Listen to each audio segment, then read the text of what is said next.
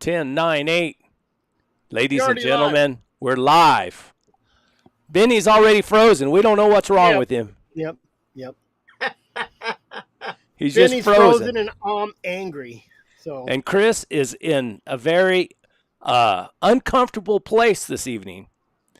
If you look closely at his forehead, you will see sweat beads. Coming off. Big storm yesterday, I guess. Knocked out power. I get here, all my power's off. Reset the breaker. Now none of my outlets work, my 110s. Except I have 2 fans that work that I have hooked into 110. So I got a breaker problem somewhere. My AC, they have little reset window units, and it got wet. So I had to take my old AC I pulled out, put it in my hallway right here behind me on the ground. And so it at least keeps my butt cool. So you don't get sweat beads. You don't get sweat beads on your butt. Hey, I'd rather have them on my forehead than in my butt, I guess. What do they call that, swamp butt? Oh yeah, you don't want that. So Benny, what's up with you? How come? I thought you paid lots of money to get a faster internet service, and now it's not working. Well, I guess I didn't pay lots enough.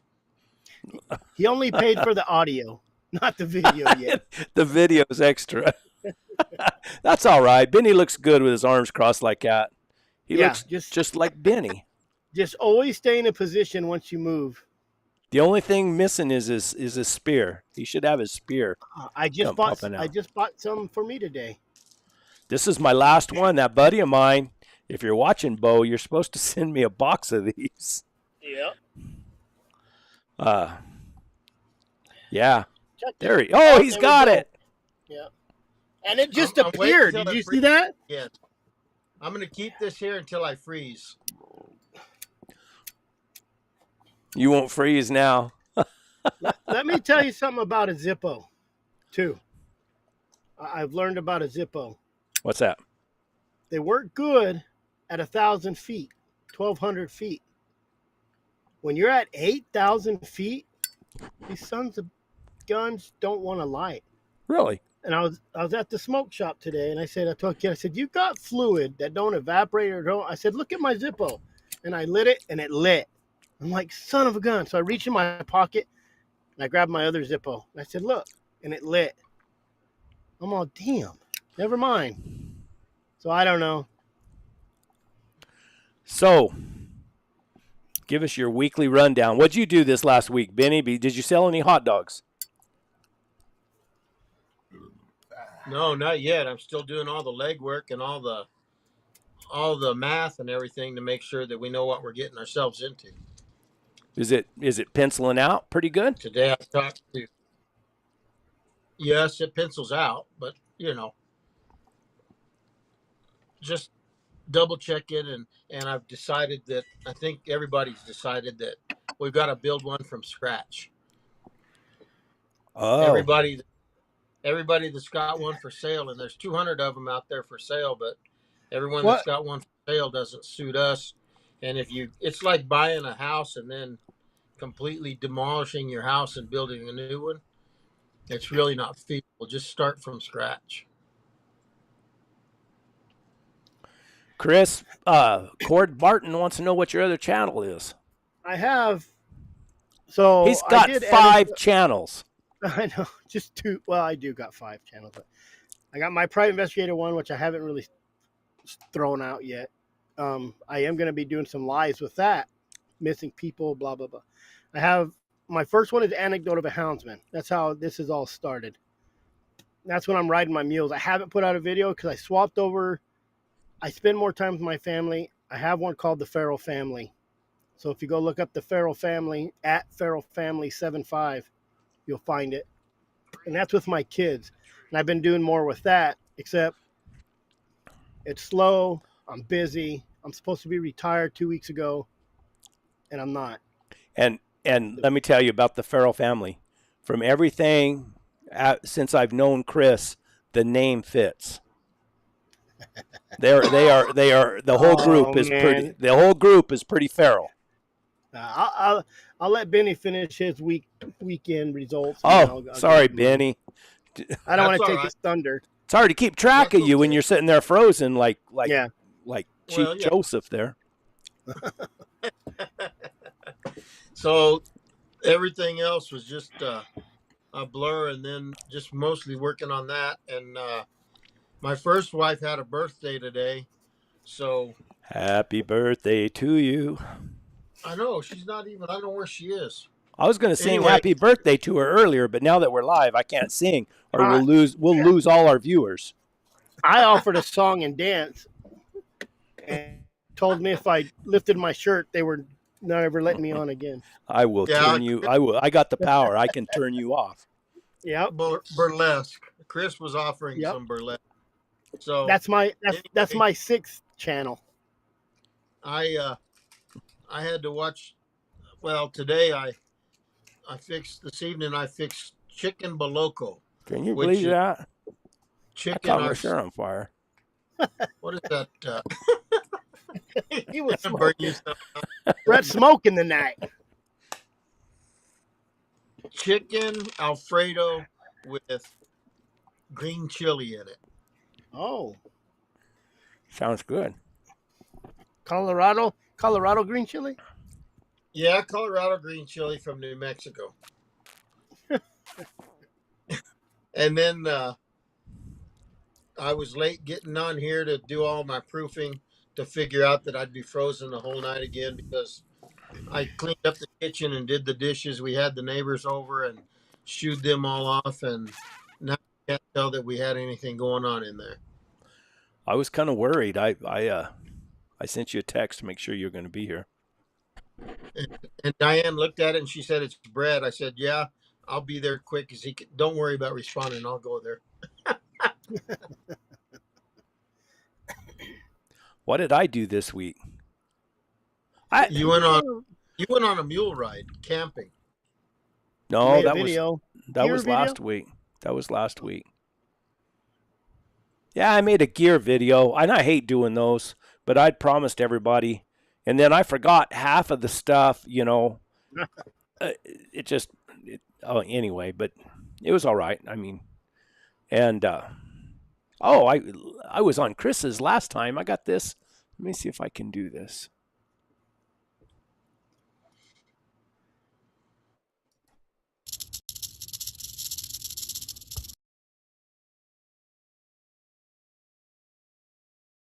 He says, I mean, it worked out perfect. He said, "Have you seen any rattlesnakes this year?" "I haven't seen none." I said, I got the one.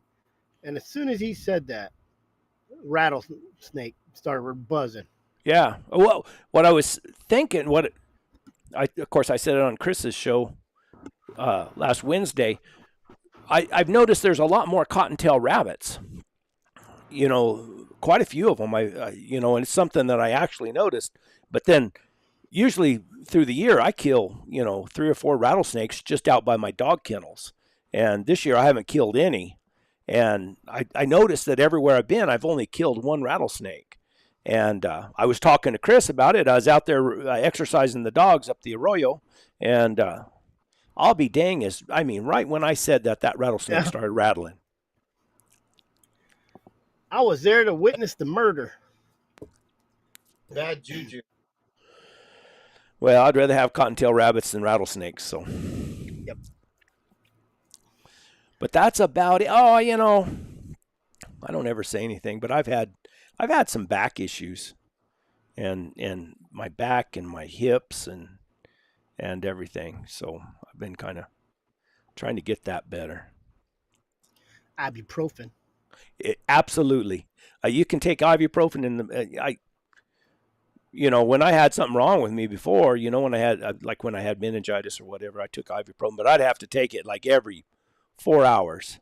But I can take ibuprofen in the morning with this, and I'm good all day long. Yep.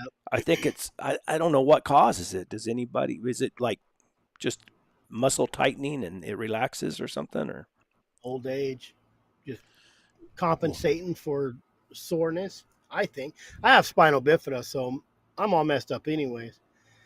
But I don't like taking any medicine if I don't have to. But this morning I took some ibuprofen because I was camping all weekend, setting up tents, just go hiking. So I was sore today. Does your back And ever I think bother what you, Benny? Yeah, my back bothers me, but I broke a vertebrae in my back, I don't know, 3 or 4 years ago. But you're tougher than most of us. yeah. Well, when you're laying there in a pile of rocks, your hard hat's 2 feet over there, you don't know where your glasses went, and you can't figure out how to roll around without pooping your pants. I don't think that's very. It's kind of like falling off a horse in the Palencios, huh? Well, yeah, Except I, almost. I wasn't in a Kept pile of rocks. kept your boots on. I was on the only place in that whole mountain range where there's no rocks.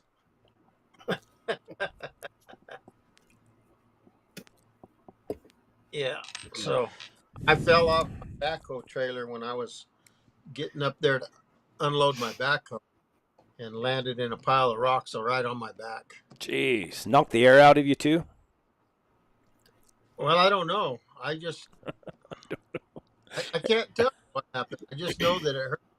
I haven't hurt like that in my back forever, and I've never had my tailbone messed up until then, and I thought my tailbone's never going to be right again. Yeah. But all of a sudden one day it was good. Yeah. All right. So we've got all our old man complaints out of the way. I was going to try to. Oh, did you read did you guys get your full cry? I got it, but I haven't opened it yet. Do you Don't tell me, Benny, you're not subscribed to Full Cry. You got to subscribe to Full Cry. I know I've been meaning to, and I haven't done it yet. We got to support our fellow. What do you call it? Yeah, Hound. Jason. Yeah, even Houndsman XP. I don't know how many of you guys know, but they got a YouTube channel, and they're posting a lot of stuff on YouTube. So if you like to look at people, as in YouTube, you look at us, go over there and watch them too. They ain't as pretty as us. Never will Well, be. they're not as good as us either, but they're trying hard. Listen, they got the face for radio, and that's all that matters. No, but I'm serious. I was going into that with Full Cry. If you read the poem, there's a poem in there that Mike Leonard wrote. And, man, I read it, and it put a big old lump in my throat. Because I remember when Bruce Kennedy was making those videos, those Warriors of El Gato videos, and he was interviewing all these, lion hunters. The poem that Mike wrote is exactly it's the way I felt when I watched those. I mean, it really makes you want to try to emulate what they do. It's not. You can watch all these reels and all these young guys chasing cats and bears, and it's all exciting and Western, but I don't think there's nothing that it's cool to watch, but it ain't nothing exciting. It's 30-second, 10-second stuff. To watch those old guys talk about it, I just listen to Warner Glenn or, all that Mike Roots, and just listening to you make you want to go out and hunt. Not even watching them tree nothing, just listening to their stories. Yeah. You could do visual all you want, but I tell you what, them guys telling them old stories is crazy. And we'll get into that. That's a segue to some old timers. Most people wouldn't have an opportunity to know that Mike is quite the cowboy poet too. Yeah. Oh man, that poem he wrote, I mean, it hits it. I mean, it's really good. We need to get hold of him, have him do a little recorded saying it, and we'll play it on here next week. I will. I'll ask him if he'll record it, and then we can play it on here. I got to turn my camera off because I don't want people to see those big old teardrops coming out of my eyes. Yeah, that's what I do. I sweat. I just tell them it's sweat. I don't know why it did. Honestly, though, it did. It got a big old lump in my throat. Huh? It's not a sad poem, but it's. I don't know. It's one of them tones. It evokes an emotional response.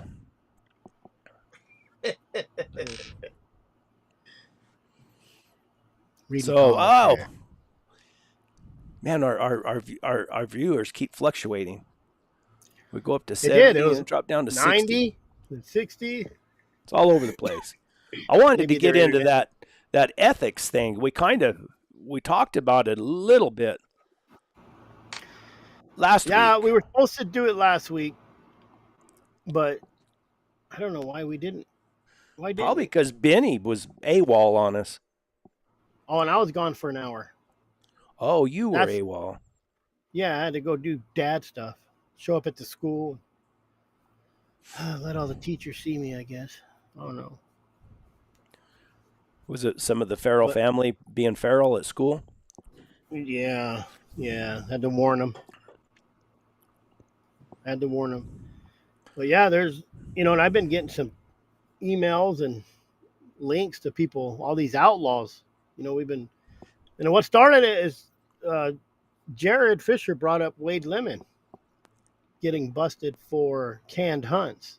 And a lot of people don't even know what a canned hunt is, which is amazing to me.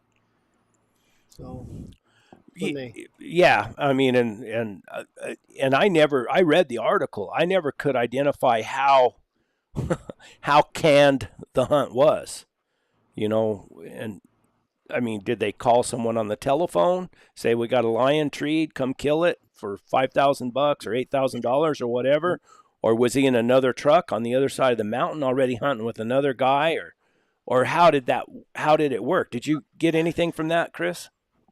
no, I haven't. Did I haven't found a good article. I kept reading all the other ones. That's all I know is he's already sentenced. So that means they've been, they didn't just go to court for 1 week. So this has been going on probably for a few years. so that he's But been it's probably been his yeah, method of operation for a while. probably since, I don't know, he's an older guy, ain't he? Not a lot of people know who Wade Lemon is, but that's all I hear is he has good dogs and everybody wants his dogs. But I guess when you're, got Well, I mean, lions, those lion, if it was canned, I mean, it has nothing to do with his dogs. His dogs were plenty good to get him caught anyway. yeah. And then I guess he's tougher if he can rope them and dope them. I don't know. Maybe he's just doping them first. If he But was doping them, I mean, yeah, I heard. all that it's kind of new. I think it's not new, but there's still a lot of rumors going around. You got to kind of wait and let them filter out. And, it's kind of like that Olympics thing going on where they said that they let a guy fight in the women's boxing or whatever. Well, that wasn't a guy. Looks like a guy, but it's all female plumbing, born that way. Has some rare disease where you have the XY chromosome and it makes you kind of manly, but she was Are you born a sure? girl. I seen a video where it looked like he I was read I read an adjusting article. himself. Hey, I mean, some women have to. We're not qualified for that conversation. Trying not to go there. We're not qualified for that. Yeah, and then like Robert Chase, Claude Dallas. I was just talking to my son about Claude Dallas. Is the guy an outlaw or is he just kind of growed up that way his whole life? Didn't like nobody and got into a situation. I really studied Claude Dallas, and there's more to that story than we realize. Oh yeah. I mean, not just like I don't even want, because there's not proof, but there's I even asked Chris Powell. Remember, I asked Chris, and he kind of skirted around it. Well, any law enforcement, I'm sure, fallen brother, Oh, they're totally against him, and I mean, I am know. too. I mean, I have no use for him doing what he did, but there were stories about one of those officers being from down in Nevada and was a sheriff at one time down there and did some really bad things. And, and that's all conspiracy stuff. We don't know what's true and what's not. The one thing is true, that Claude Dallas did shoot him. So, yeah. And there's rumors that the guy had already said if he gets a chance to kill Claude Dallas, he would, Yeah. So how true is that? But, I'm not about any disrespect on either side of the law. You know what I mean? I just actually talked to another game warden yesterday, I bumped into him, talked to her for an hour, and just just like the OHV stuff, right? I read it, and what I got out of it was one thing, and she said, "No, it's not how it is. It's just basically there's no law written that says you have to do this or that. As all they're doing is writing it so they can enforce it. The helmet law, you're not going to have it. On the primitive 2-track roads, you can still be underage without a license and ride. So that's how much social media gets blown out of proportion. Absolutely. Just like the girl boxer that everybody thought was a man because she looked like a man. There's lots of women who look like men and a lot of men who look like women. Evidently, she punched like a man too. Hey man, there's some women I won't fight. I'd be afraid to fight. Most of them for me. Benny, speaking of the other side of the law, Benny, are you still with us? Yeah. You ever notice when we start talking about game wardens and the other side of the law and everything, Benny just clams up. He clams up. He doesn't say a word. Clams up, freezes his screen. Then let me give you this story, and you guys tell me, and I want to hear from the peanut gallery too.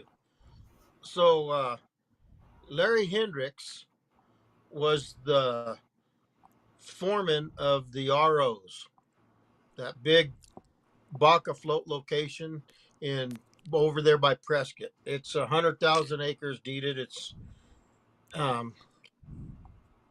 let's see, when he quit the BLM, that woman that owns that offered him a job, and he went over there and he was the foreman of that ranch.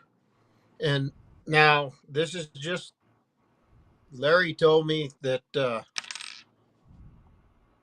they had a real bad drought one year, and he was told to tell the game department that they were not going to have any antelope hunters on the ranch that year. And so the game department didn't appreciate that. That's where they were selling all their antelope permits for that part of the state, or the bulk of them at least. And so time goes on. Larry, for whatever reason, he leaves that ranch. I think he left the ranch when he got divorced. He left the ranch, and he decided that if he'd quit roping, hitting these jackpot ropings and such, he could make a living just hunting his dogs. So that's what he did, and he made a pretty good name for himself. And he didn't take very many hunters. He just didn't want to put up with people. So the game department starts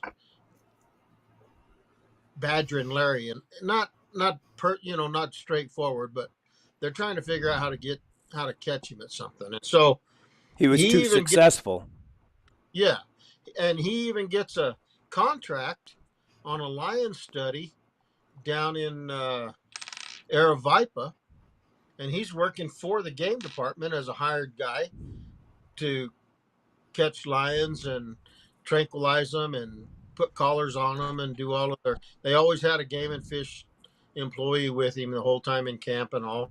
And all this time, they're still mad at Larry.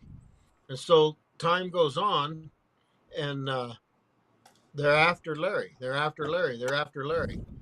Well, one winter, they assigned a guy to Larry. And Larry never hid. He just did what Larry did. He was over in the Tano Basin area hunting the Matazels. And I think there were 19 lions that winter that this game warden, I think he was on foot, and he would follow Larry, and he'd listen for the hounds. And when there was a shot, he'd wait, and he'd go in there and see if he could locate the lion, and he'd document all of that. And the lion was never turned in. Now, in the state of Arizona, at least at that time, killing a depredation lion was a real easy thing.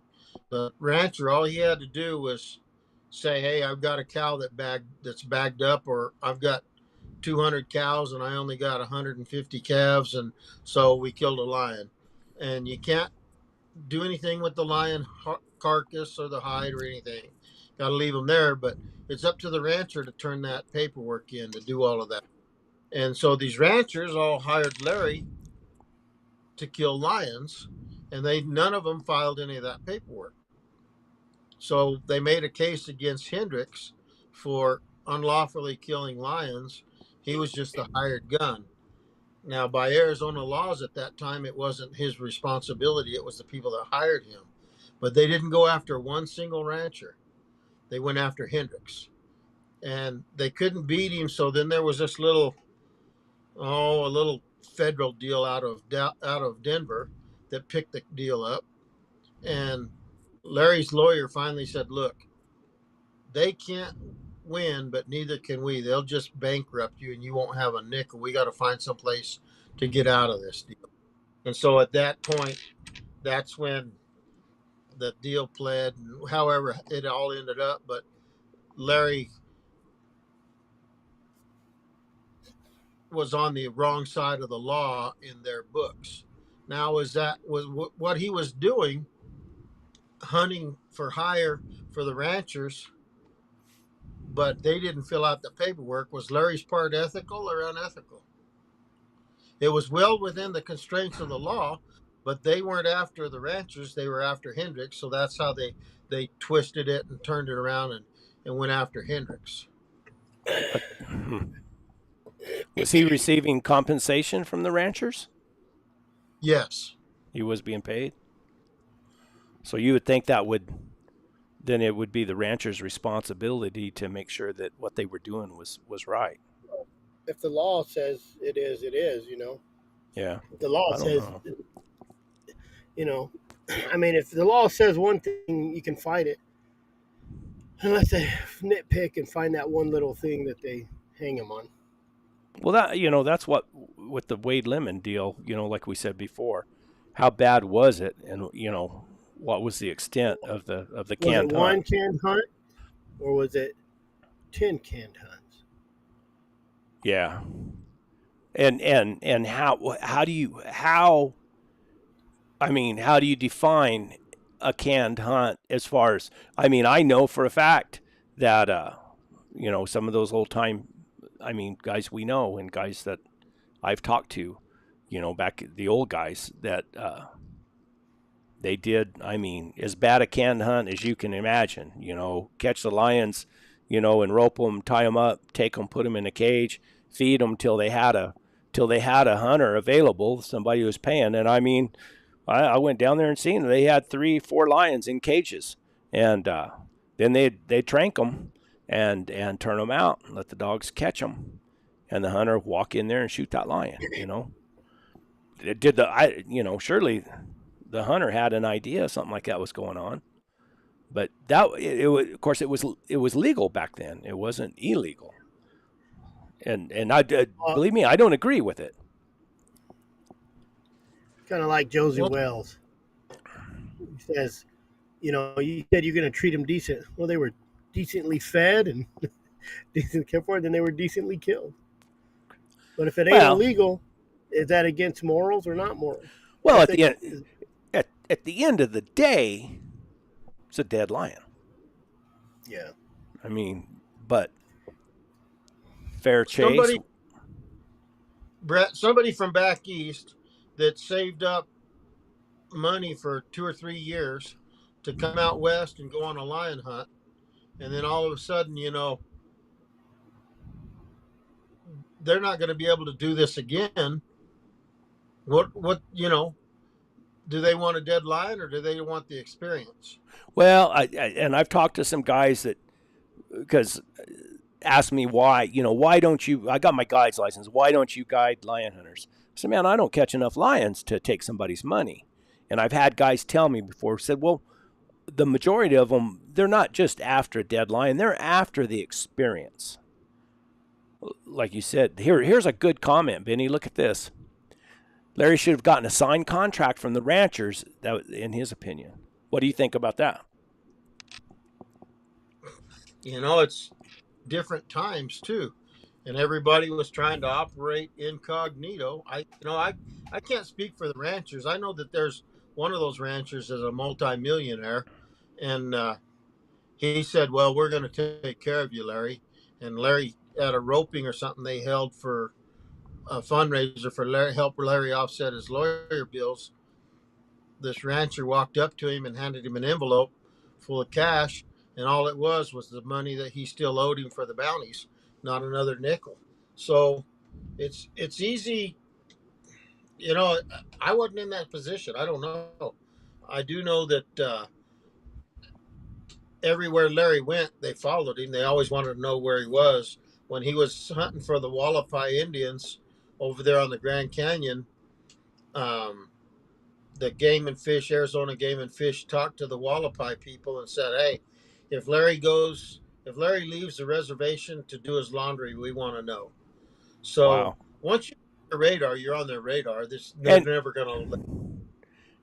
I mean, I don't know Larry like you do, but I knew Larry. Larry was kind of a tough guy. I mean, he wasn't that easy to talk to unless he liked you, and he probably kind of at times rubbed those guys the wrong way. I said the wrong thing to the wrong guy. I can tell you there was. I think I've told you this story before, Brett. I was at Larry's house one summer, and here in the middle of the day, three guys show up in a Ford Expedition, and they were Tucson police officers. And Larry said, "Hey, guys, come on in, have a beer." And they said, "Well, we brought you a whole carload of beer." I said, "What? I got enough beer. I don't need your beer." "Well, no, it didn't cost us anything." He says, "No, what do you mean? How do you guys like beer cost you anything?" He says, "They said, well, we know where the kids party outside of town, and so on the weekends when we want to go get some beer, we'll go bust their party up and we'll confiscate it and keep it for ourselves. We don't give them any tickets, so there's no paperwork. We just get the beer." And Hendrick said, "You mean you do that to kids?" "Well, yeah, they don't have any business partying like that, and if we want beer, we know where to get it." And Hendrick said, "Why don't you get your sorry asses loaded back up in that car and get the hell out of here, and don't you ever." And they looked at him, and he said, "Did I stutter?" And they left. Hey, Yep. I got a good story. Of course, I was raised in a real small town, and I remember I was probably 18, 17 years old, I guess, and we found somebody to make us a fake ID. And me and a buddy of mine, I was the one that had the guts to use it, and I went to the old Blue Ribbon Bar down there and pulled up to the drive up, gave them my fake ID, and bought a case of beer, case of Schlitz. Man, took off, and I drove down the road, and the cops stopped me right down the road. And they'd been watching me. And they came and got the beer, took it back, and there's two cops. And the one looked at the other one and said, "Boy, we're going to have a party later on tonight." They never gave me a ticket or anything. They just took my beer away from me. You was just happy to not get a ticket. You didn't care about the beer. Man, no kidding. Yep. But, yeah, those were back in the old days, too. So, yeah, Brett, Larry could be rough. In fact, the first time him and Steve were around each other, Steve's 10 years younger than Larry. Larry was this big old gangly kid, and he jumped on Steve by a campfire and held him down and was really kind of bullying him around. And I guess it worked out because they're lifelong friends, but Larry's just me. He's just ornery. I was going to say, Steve's kind of a big old boy to be jumping on. Well, he hasn't jumped on him for a long time. I was going to say, I think I might avoid that.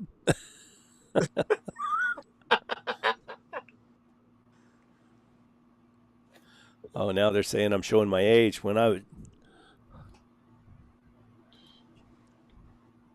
Yeah. Drive through liquor. They still got him. They still got him. I guess in certain states where it's legal, it's not legal in New Mexico anymore. Huh. No, it in El Paso it is. Is it? Drive up. You can drive up and they'll give you a box of beer, and or they'll give you a bunch of beers in a bag of ice. Well, that was the big thing, was being able to buy it in Estancia, because we could drive up to Chilili, not Chilili, Tahiki, and there was a bar up there, and all you had to do is drive around to the back, and if you could get to the back of that liquor store and you had money, they would sell. You could be 10 years old and they'd sell it to you. They didn't care. And that was the big thing. A buddy of mine that's a long time ago too. We were young and wild and everything, and that was a big thing. We'd go check cows. That was the thing. He'd say, "You want to go check cows?" I said, "Yeah, let's go check cows." And they lease property all over the place and run yearlings and everything. And he'd come get me, and we'd drive up to Tahiki and buy some beer, and then drive around on those little old dirt roads, and drink beer and check cows. That was a long time ago. I hope my mom and dad don't. My mom and dad are still alive, and I thank my dad. He's 90 years old, and if he heard me tell that story to this day, he would probably come over here with his belt and try to bust my ass. With some interest. Yeah, he would be after me. But anyway, back to the ethics things. I mean, because they had that long post, and it kind of fascinated me. I usually don't get involved in those posts on Facebook. And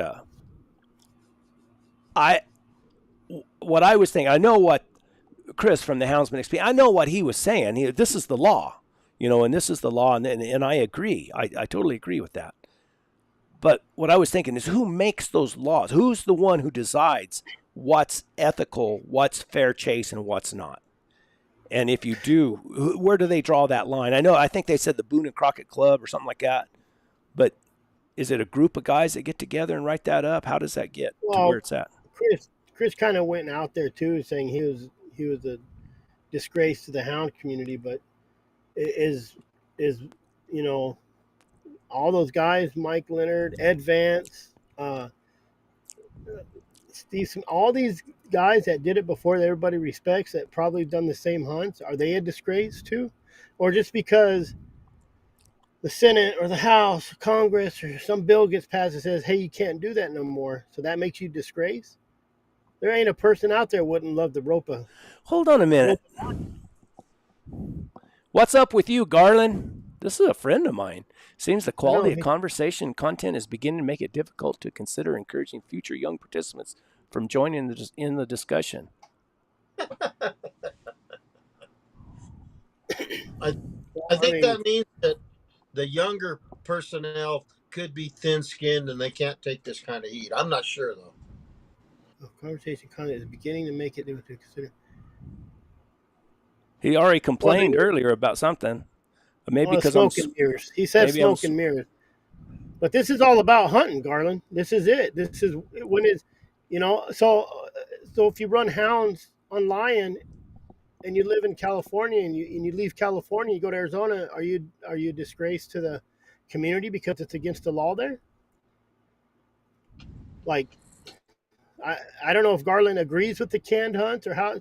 It is kind of cheating. I don't understand where he's coming from. I mean, he's a friend of mine. I don't understand what's going on. Maybe he didn't take his meds or something. I've never done a canned hunt, but I can guarantee you all these lion hunters that everybody worships, they was all doing it.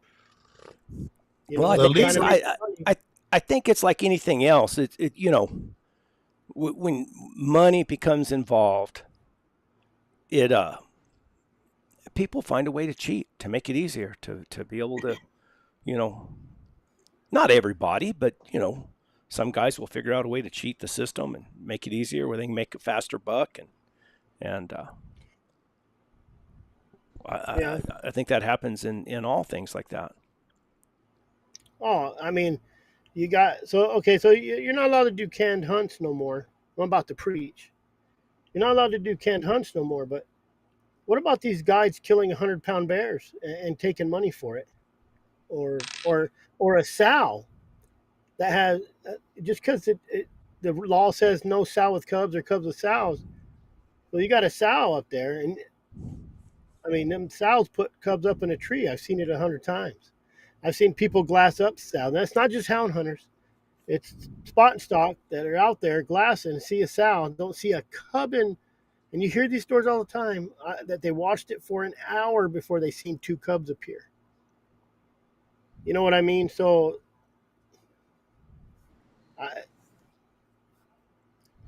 There's a line there, and there's people who believe one thing and people who believe another.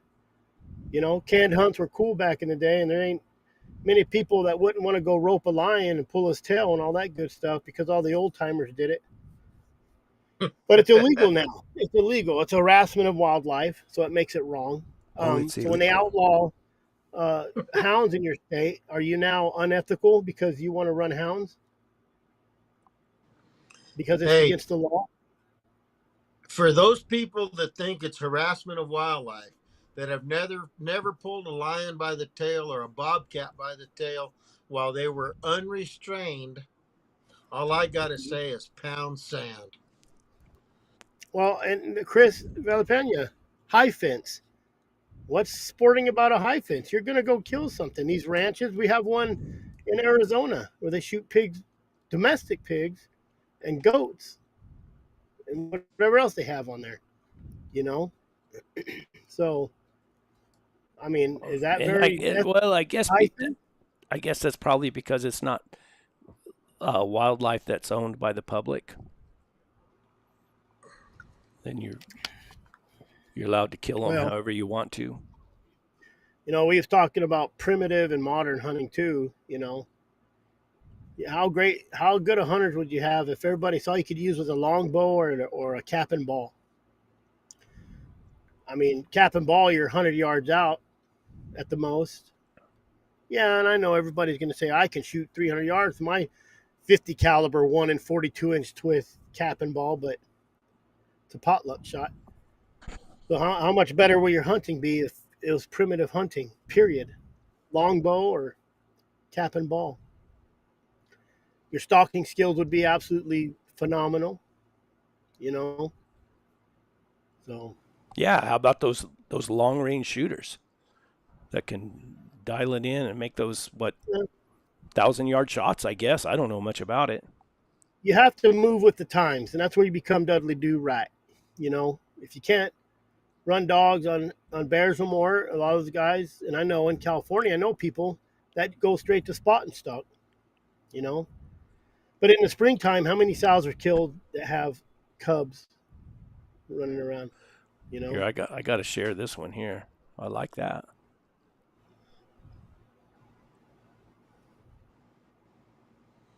So, in talking about ethics like that, and you were talking about sows and sow bears.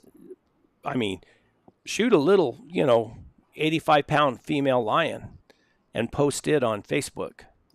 Yeah. Go to one of the big hound hunting pages and post that on Facebook and watch the wrath you receive.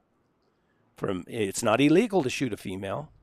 It's not illegal to shoot an 80-pound female, but ethically, it's really, really frowned upon in the lion hunting world. I still don't agree with treating lions and calling hunters to come kill. We can't do that no more in Arizona. I don't know if anywhere, and I agree with that too. There's no reason. Oh, absolutely. I and agree with that. That's what the canned hunts were. They had 5 lions in a cage. That's 5 pretty much guaranteed kills for the most. But you can't do that no more. And he broke the law. Does it mean he's a disgrace to the houndsman? It means he was doing something. He was cheating. He was cheating. He was doing it the old ways, and you can't do it the old ways. Let me propose a question. Who gets to decide what should be ethical to you, Chris? Oh, that's me, myself. But it doesn't mean I'm agree with the next guy. Well, it's so much of the time it's about demanding that you adhere to my beliefs, and I get to control you the way I think, and it doesn't matter to me what you think. But then the flip side of that coin is, who's going to control me? Yeah. I mean, let's get this out of the way first, because what's going to happen is people are like, oh, well, you're for canned hunts. No, I'm not for canned hunts. No, I'm not even for baiting. I'll be honest with you. That, to me, that's not. I know a guy who will run. He's killed lions behind dogs, but doesn't believe in chasing bears because it's not fair. I said, I don't know where you're getting. It's not fair to run bears with a dog. I mean, there's more dogs killed by bears probably than lions, you know. And he just, in his head, chasing a bear wasn't right, but chasing a lion was, with dogs. Where does that come from? You know, Who is this? Sorry, this is an actual friend of mine. I've took him hunting. We've been hunting 100 times. Hunts New Mexico. I helped him build his house in Magdalena. The guy killed a 154-pound lion behind dogs in snow, but didn't like. Uh-oh. Happy birthday to you. Come in. Oh, she ran away. Here, she's listening now, Brett. Cut it. Happy birthday to you. Oh, Happy birthday, Benny's first wife. Happy birthday to you. There you go. How about what about if they made it where, man, if you're going to run lions with dogs, you got to have your own dogs. You can't run behind somebody else's dogs. You got to go through all the problems of getting dogs and getting them trained up and using that. I mean, that'd be pretty cool. I mean, that I know wouldn't be a very popular thing, but it wouldn't hurt my feelings at all. Little double duty throwing out the repping for us right now. All right, double duty. The people talking bad about the guys posting their 8 online have done the exact same thing. The funny thing, I've never shot an 85-pound lion. I know people who shot 85, but I'm not. I don't know. I'm just not I'm not a guide like that. You know, I understand you got to make your money, but I've also seen these guys. I just got in a conversation with the game warden about. Do you need a guide license if you pay a high school kid to find a track and you get on that track that high school kid found and you kill that lion because he's received compensation to kill that lion? And that's what a guide does, right? Yep. You know, in here, I mean, they say they can get you. Now, I haven't had anyone say that it's happened to them, but if you take a guy hunting, say your buddy of yours calls you and says, hey, you know, are you going hunting or whatever? You mind if I tag along with you? No problem. Come on and let's go. And they buy you lunch, that could be considered compensation. Yeah. And you're not working under an outfitter. Now it's splitting hairs, but it could be done, I guess. I've been told that before. That, hey, be careful. They say, hey, be careful. Because, I mean, I've taken people that bought me lunch and stuff. I've had ranchers try to pay me, you know, come out and hunt on a ranch. And Wayne Bisbee said it. If you're not for can hunts, don't hunt in a can. If you don't not for baiting, don't bait. But I can tell. I can tell that's spoken from like a true libertarian. I like that. You know, and that's. Once it becomes illegal, they're an outlaw, period. Even though you did it for 50 years, and it's the first time you got caught doing it after the law passed, if it's the next day, you're an outlaw. You know, it's not really up to us when they go to ballot initiative for this stuff, or if the Game and Fish decide to make it illegal.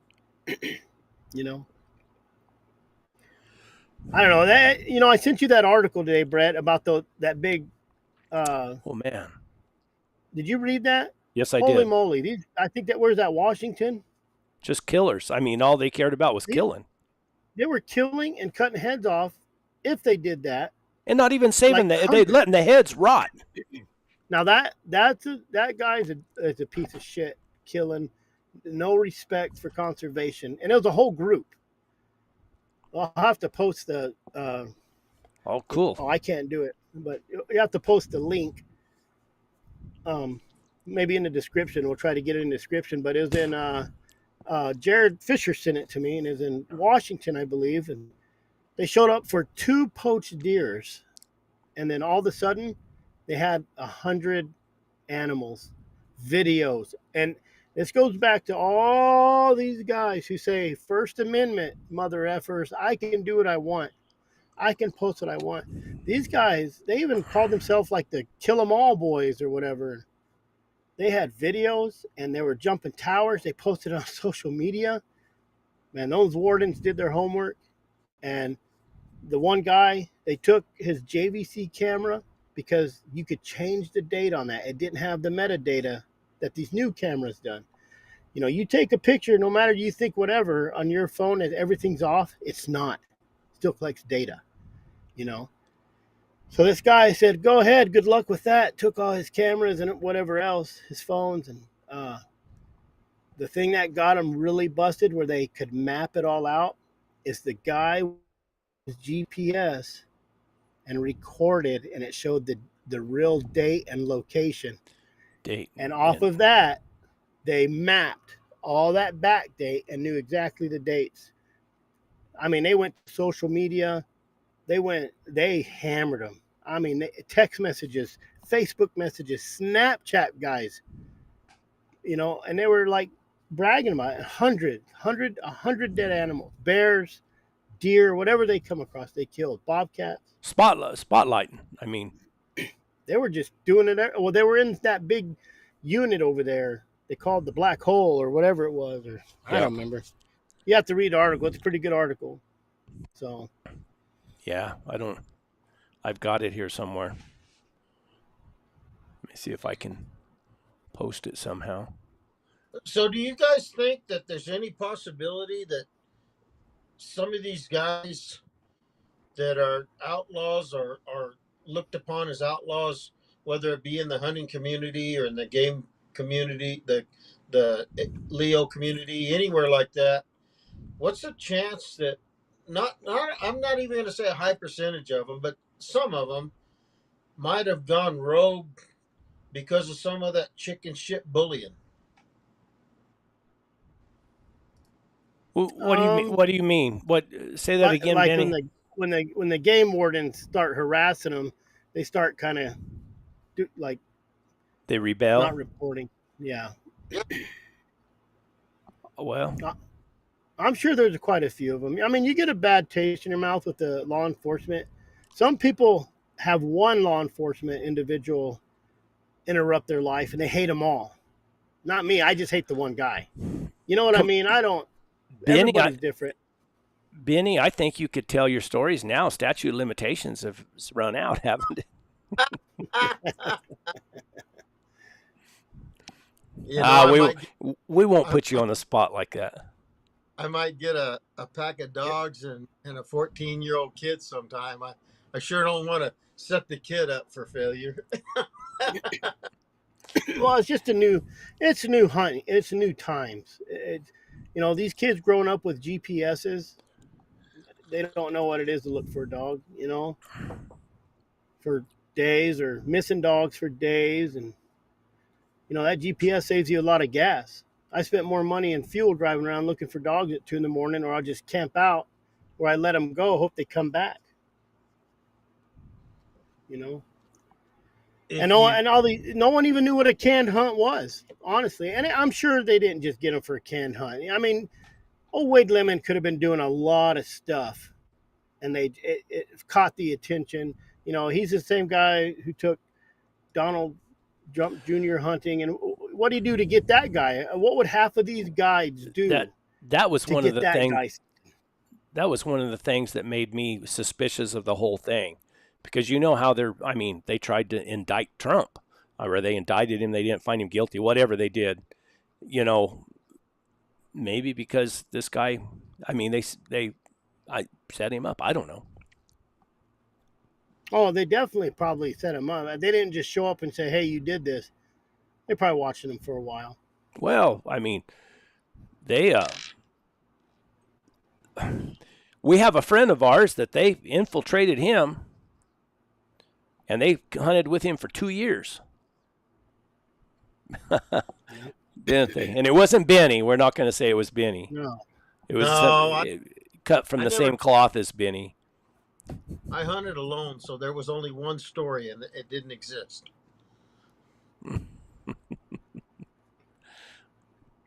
But yeah, and Garland kind of said some, like, whatever his theory was. If he's thinking maybe this is a crap show and we're teaching bad, but how do you teach racism and not talk about the Holocaust or slavery? That's not. You Garland, can't hide history. Garland's a friend of mine. He was at my house here a couple of weeks ago, sitting on the couch Maybe talking. Someone hacked his account. Maybe it's not even him. Yeah, maybe we're taking what he said wrong. Yeah, I don't, or something happened to him. I don't know what he got mad at me about. Maybe he's taking us wrong, and we're trying to glorify an outlaw, but we're not. If it was anybody else that I didn't know making those comments, I wouldn't have said anything. But like I said, Garland comes over to the house. I've known him for a long time. A stand up, straight up Christian man. I mean, good guy. And I don't know why he would hammer on me like that all of a sudden. I don't know. He disappeared too. Sometimes I make people mad. All we're saying is bunch of idiots. All you're saying is you take something that was ethical back in the day, and now it's not. It doesn't make the guy a disgrace, but it does hurt the hound community because it looks bad. Absolutely. And they don't make the canned hunt sound like it was just, oh, well, we just caught a line and held him here until, when I think of a canned hunt, I honestly think of a 55-gallon barrel that's sitting on the bottom of a wash with somebody down there, and they hear the truck coming up over the road with the dogs, and they let the dogs out. The dogs go down there, and he lets the cat go, and they get them treed in 100 yards. You know what I mean? And they might be having them doped up, but, I mean, you're going to have your outlaws, and you're going to have your disgraces, and you're going to have your game wardens that are bad. I don't care what anybody says. You're going to have your, you're going to have your good hunters. You're going to have your good wardens, but they don't talk about the good stuff. They don't talk about the good hunters, the guys who take all the veteran handicapped kids. It's always, oh, God, Wade Lemon. Oh, look at Claude Dallas. And Claude Dallas screwed up. He's not no hero in my book. I'm not like, hell yeah, I killed some game wardens, but I'm sure there's some guys out there that hate game wardens so bad. But who hates game wardens?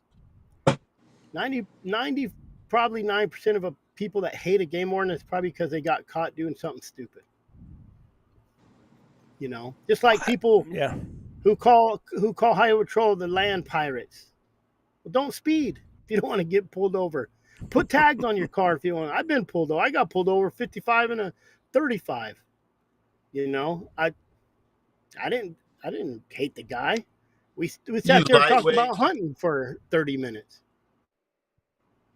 Is that as good as your car would run, Chris? Well, I was passing a bus and I was in town.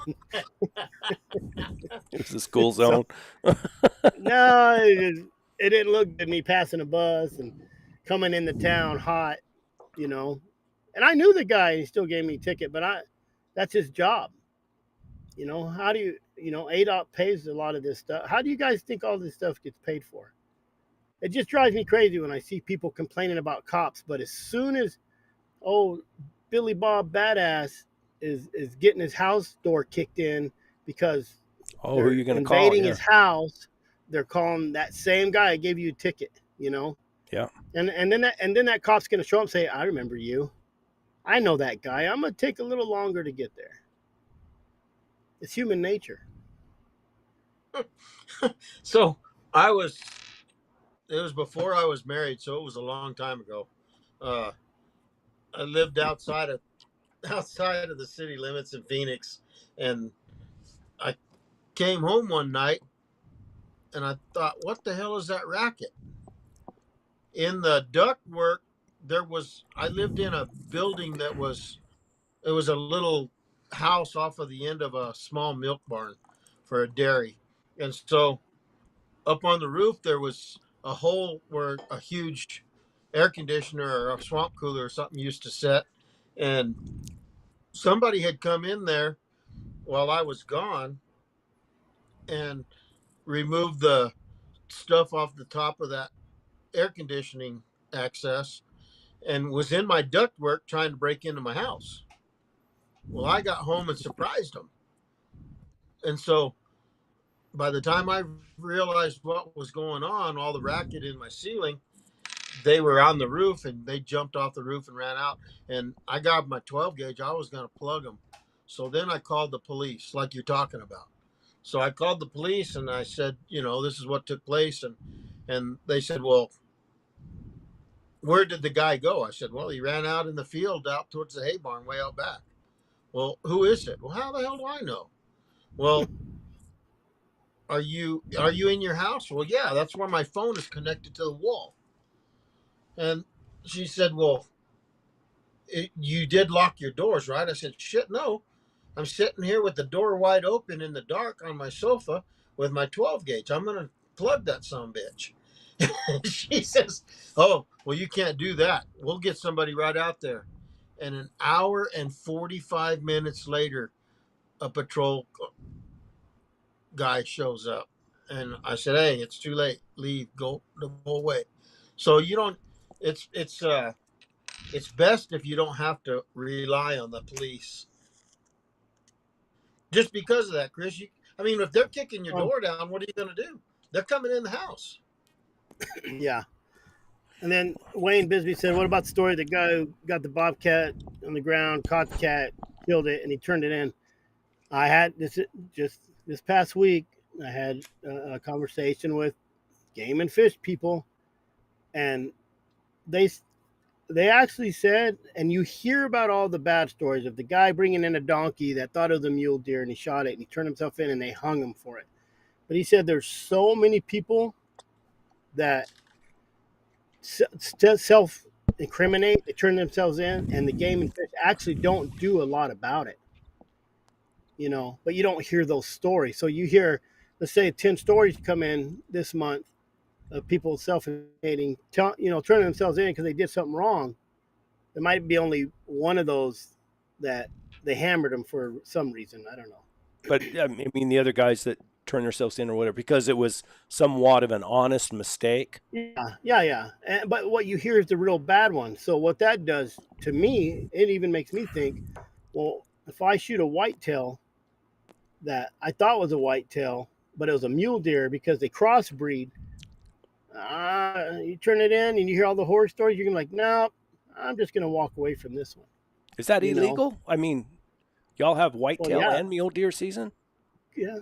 Mm-hmm. Ours is some in the same units. Ours is just a deer season. Yeah. No, antler, coos deer, whitetail, or it says whitetail, I believe. So if you shoot a mule deer during that. Well, and I bet it happens often. I think they did a test on a couple of them, and they were crossbred. Man, Chris froze pretty good there for a second. Did I? I'm still moving on my computer. That's all that matters.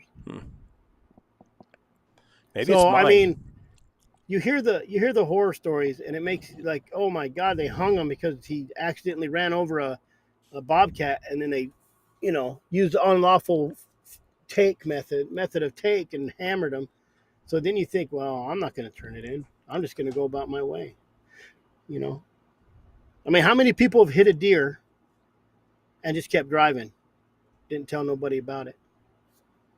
So, I'm starting to think the same thing. We might have an undercover person right here with us. Maybe. You never know. Be careful when you hunt with me, then. That's all I got to say. I ain't going to hunt with you. How about that? I housed him. Yep. I ran out of video that night and audio. I had to charge my batteries twice. I had to charge my batteries in case he was talking in his sleep.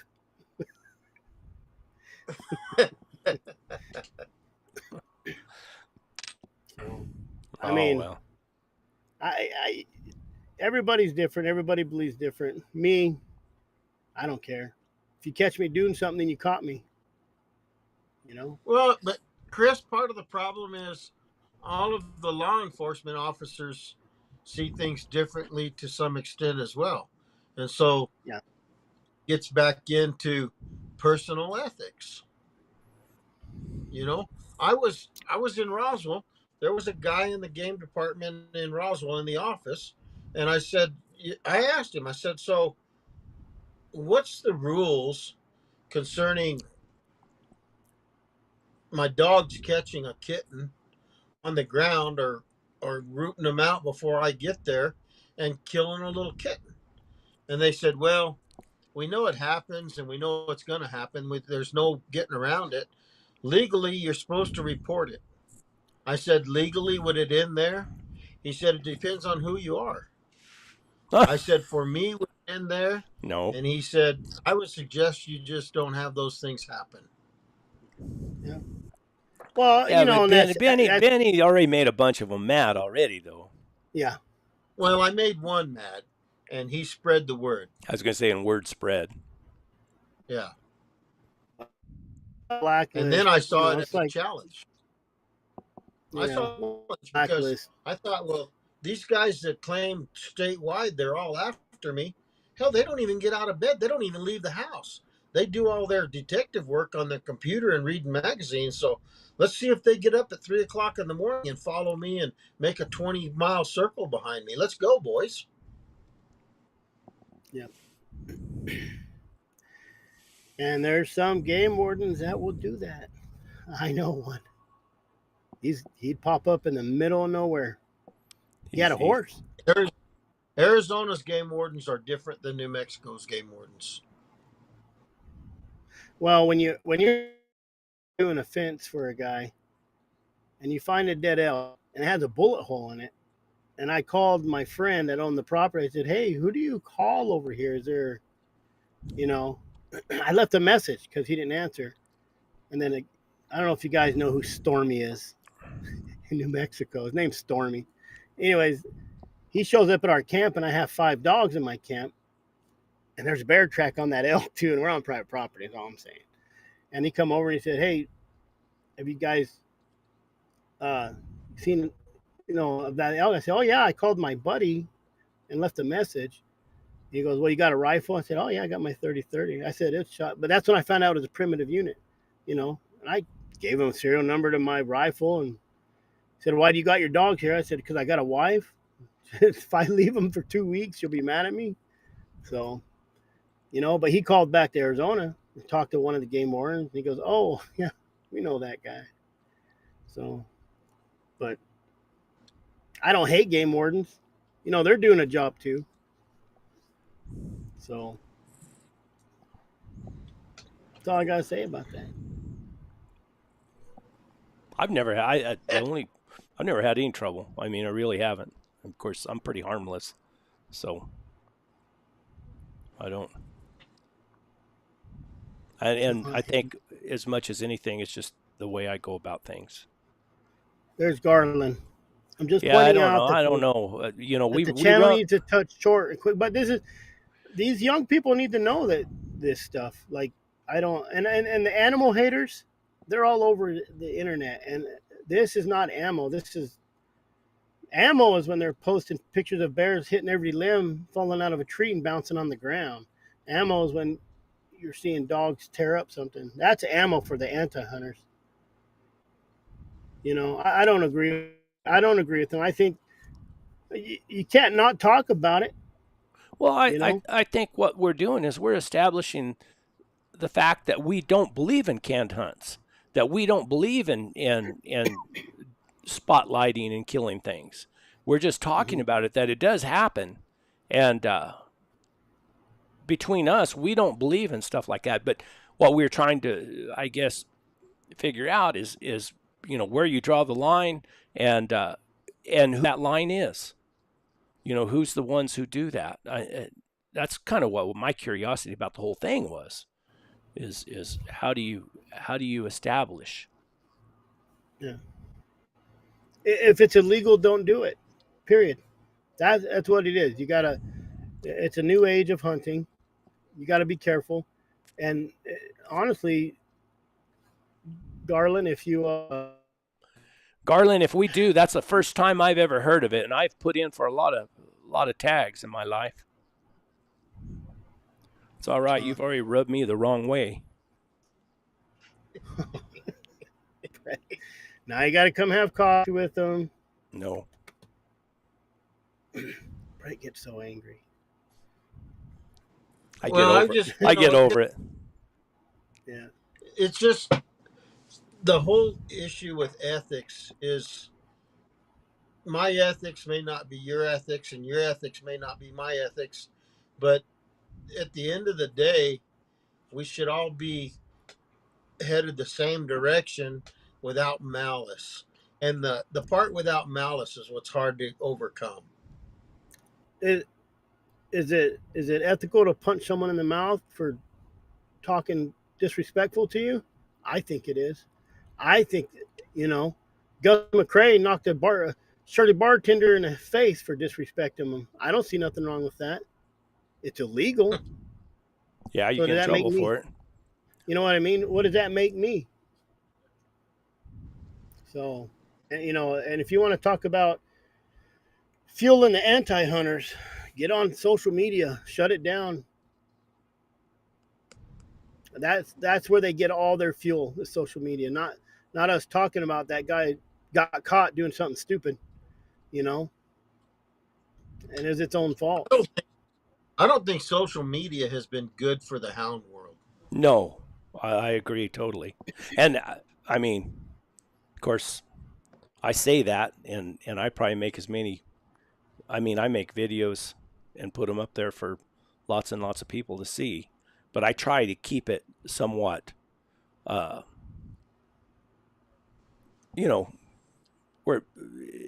well, I don't try. It just happens where they see what's real, Well, yeah. I mean, it's like my cousin that told me years ago, hey, I'd like to go lion hunting with you, but I want to go when you're going to catch a lion. I don't want to go all those other times. And I thought, well, you pinhead, that's the days I'd go too.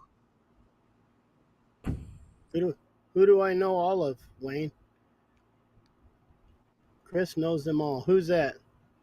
He knows all those game wardens. I know all the outlaws too. He's also a private investigator. They probably hired him to infiltrate our group. That's probably what it is. Well, Our group is very small, so he doesn't have big of a job. No? Yeah, my group isn't very big at all. Man, Garland's still hammering on us. Garland, you need to go to bed or something. What I was talking about with alcohol was years and years ago when we were just kids. It was a different world. I have family members. So do I. From alcohol and tobacco use makes and joint. We're not talking. Are we talking about alcohol and tobacco? You lost me there because we're talking about illegal hunting. He hates you're talking about the kids? Oh, well, that's a true story. The cops do it. They do it all the time. They do it with drugs. They do it with fentanyl. They do it with prostitutes. They do it with alcohol. It goes back to bad apples, good apples. It happens. Just like there's poachers out there. There's cops that sell drugs. There's game wardens that take bribes. There's judges that turn over convictions for money. Oh yeah, I did. My wife and I got in a kick of watching this show called The Innocent Files, and we just last night we watched one where this guy he worked in a bowling alley, and he was kind of a tough guy, and there was a guy in there bowling by himself, and they didn't serve alcohol at this bowling alley, and they noticed the guy was getting pretty lit, and so this guy, he worked there at the bowling alley, and the lady who was working the counter asked him, said, "You better go over and talk to this guy." Said something's wrong with him. And he went over there and talked to him, and he looked in his bowling bag, and it was full of beer. And the guy said, "You can't be drinking in here." And the guy pulled out a badge. Says, "Well, I'm a cop." He said, "I don't care. You're still not allowed to drink in here." And the guy wouldn't leave, so he physically grabbed him and took him out and threw him out in the street. And that guy turned around and looked at him. And he said, "You'll be hearing from me before too long." They figured out a way. They convicted him of rape. And he spent 10 years in prison. And then they finally, and what was bad about it was that, these were all a bunch of crooked cops is what it was. What was bad about it is they hid evidence that would have exonerated him. They hid evidence. And 10 years later, this Innocent Project, they went in there and they found all this stuff because he kept writing them letters. And they found all this stuff, and they found where they did hide evidence. And then they established, they had some DNA swabs and stuff that they used. And the DNA didn't match his. It excluded him from being the rapist. And so they let him loose. And he got a judgment for $3.7 million. But the cops who did that didn't get any trouble at all.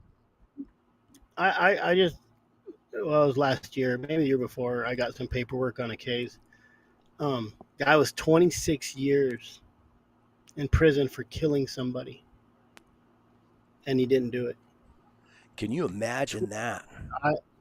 How do you not hate everybody in your life? People who didn't believe you. You know what I mean?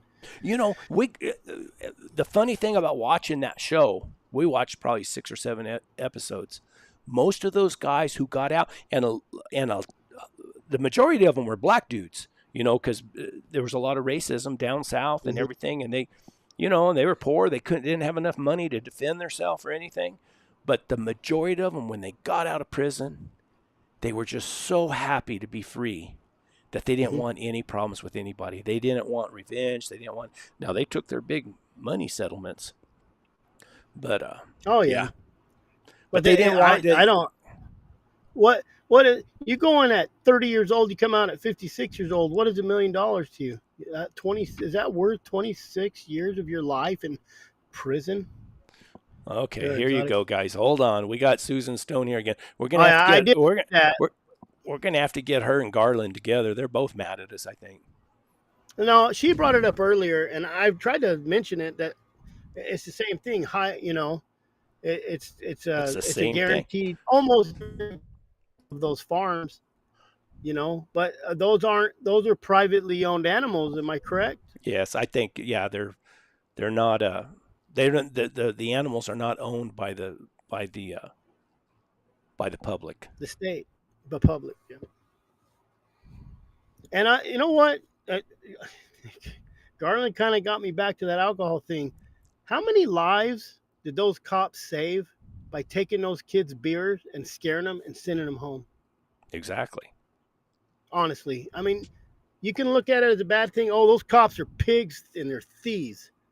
Nah, I'd rather my son get beer taken away and him come home scared to death and live to come home. And those cops go do whatever they want with that beer. Any of you people who don't like cops and think they don't do nothing, you don't understand. And it's worse now than it was 30 years ago. The paperwork you got to do just for looking at somebody and saying, don't do that. So you think it's just easy. You go out and write a ticket and, you know, it's not. You still have paperwork and you got to go to court. It's a pain in the ass. I'll have to.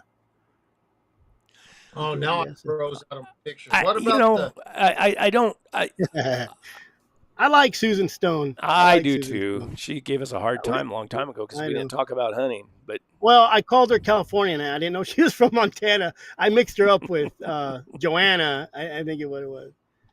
You know, I don't know if you can say it's unethical because is it real hunting? No. Is it?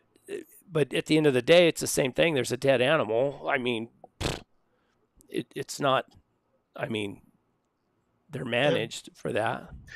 I don't know. What is it? Either one, Brett or Chris, have you hunted in a high fence? I've hunted around a high fence. I found some holes in some high fences.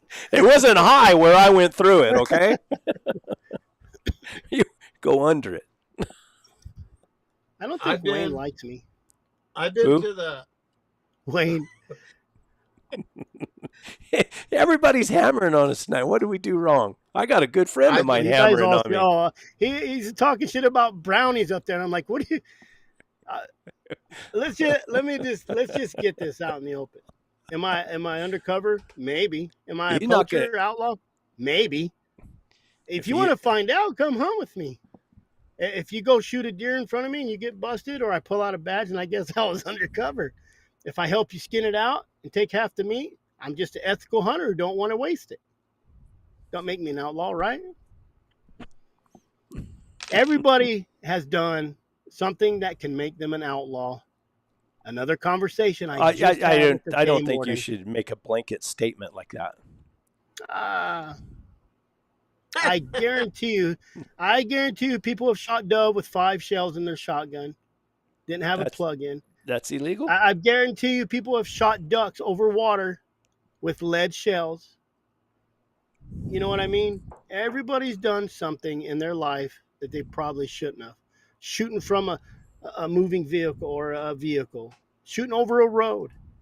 If you piss off any law enforcement, they will find a reason to write you a ticket. Windshield wipers, tread on your tires, leaky oil, unsafe trim hanging from your truck, things hanging from your mirror. Brett knows I got things hanging from my mirror.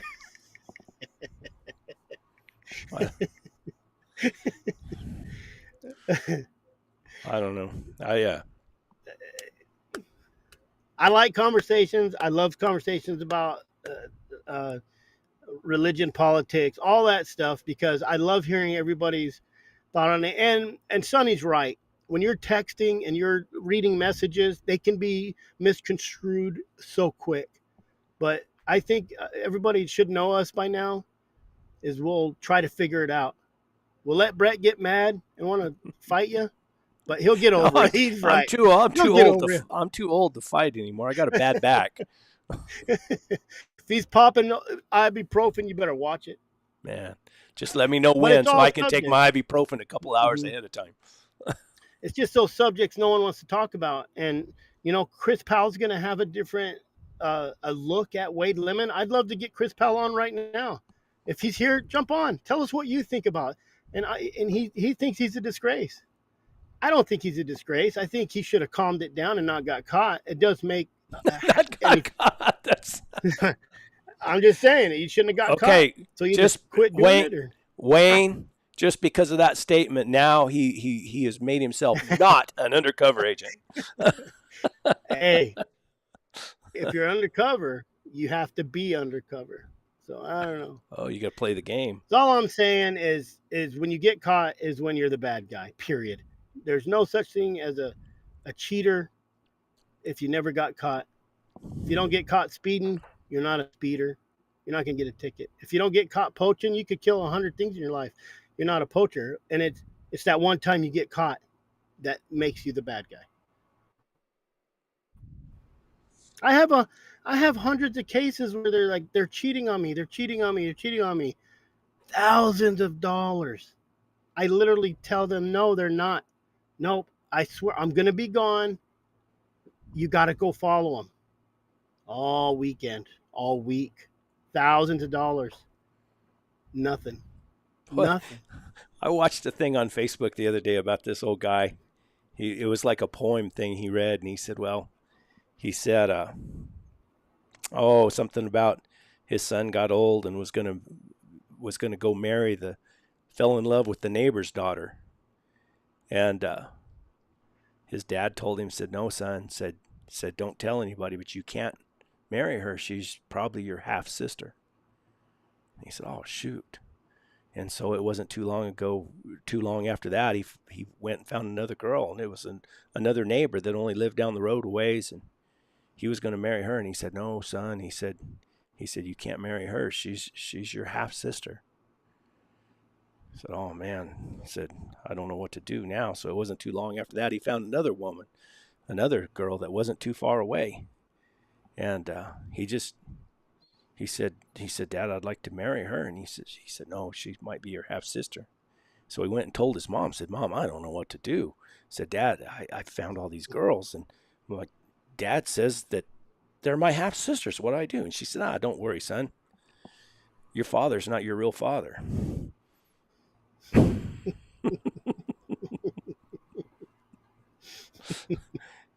They told it better than I did, but I just thought it was kind of funny.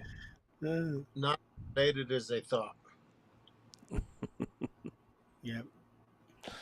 Anyways, I mean that's our theory on canned hunts and outlaws and is it ethical?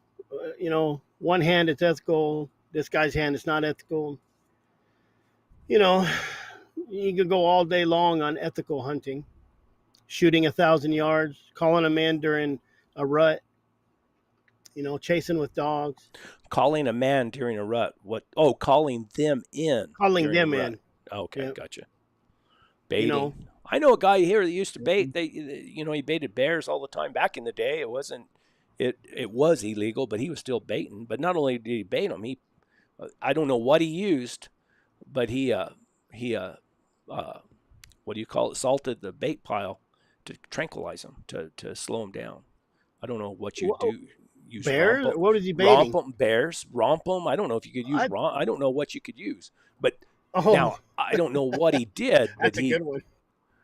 I don't know how he did it, but it was the I'm gonna have guy to try that that. used. I guess I can say his name. He's the guy that owned the place I used to own up there in the mountains, and Yeah. he's passed away now. And I also know the rancher that I hunted with quite a bit. He hunted with a fairly famous lion hunter, and they treat a lion up there. And he was just a young boy, and he told him, he said, "Hey, this old lion hunter said, you stay here and keep that lion in that tree. I'm going to go find a hunter." But the guy never come back. He couldn't find a hunter. He just left him up there. He said, after almost 2 days, he said, "I left. I went home." Holy moly! He was just a young kid. He didn't know any better. So, Hey, I got another story for you for your ethics. The law versus ethics. In Texas, in the Guadalupe Mountains in Texas, uh, a guy was on a motorcycle riding between the shop and the house, and he got to noticing two lion kittens romping around on the hillside below him. He gets off the motorcycle and goes to watch these kittens. And after a little bit, he says, "Hey, that mom can't be too far away." So he thinks he'll just leave those kittens, and he goes to get on a motorcycle. And right where he parked, there was a bush on the other side of the road on the little 2-track, 3 feet away from his motorcycle, and that mama lion's laying underneath that bush. Now, as soon as they made eye contact, she came after him. He runs down the hillside, past the kittens, across the creek, and up in a big manzanita tree. And so he's hollering for help, and the guys coming along behind him. They finally catch up to him, and what's he doing down there?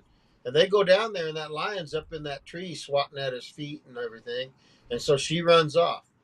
Well, they go get a couple of rifles, and they go up the draw, and they find her, and they dispatch her. But they couldn't find any kittens after that. So I had a ranch in the Guadalupe Mountains in New Mexico, and my neighbor kids worked for this guy. And I keep telling them, "Hey, go do something about finding these kittens." Well, they never did. And so a week and a half later, I went over there on a Saturday, and I found kitten tracks down in the rocky creek bottom where they got out of the water on a bare rock. And we located a kitten. He was emaciated, he was kind of drawed up and thin from not having anything to eat. Well, we caught that kitten by hand. There were 4 of us there. We grabbed that kitten in a blanket. I kept that kitten in Texas, and those boys fed that kitten. So having that kitten in a cage, is that ethical or unethical? in Texas, Keep it's birds in ethical. cages. Well, in Texas, it's legal. Yeah. But now we could have left that kitten there to starve to death. Is that ethical or unethical? What did you? Well, I mean, you fed them. You had a clean cage. I mean, they do it all the time. They got ferrets in cages, possums, raccoons, bobcats. Yeah, but this. I mean, look at this. the Tiger King had cages. That But this is a old hag. Who's Kath? What's her name? Karen. The old hag off of Tiger King. She has lions in cages. So what's the difference? because she has a license? Well, I just know that this is, this is where we get in all of these different rules. And if I'd have brought that lion kitten to New Mexico, I'd have been crossing state lines with a Mm-hmm. protected animal, and it doesn't matter if it's alive or dead or what the circumstances were. Be prosecuted, and I'd have been on the news and everything else. But the cat ended up, we saved that cat's life. I don't like the outcome. That guy that owned that ranch sold my lion kitten to a zoo in Wisconsin, but that's another completely different story. I got even with him. But anyway, you know, what's the deal? Is it ethical or unethical? The lion kitten, this is a majestic cougar, a wild predator.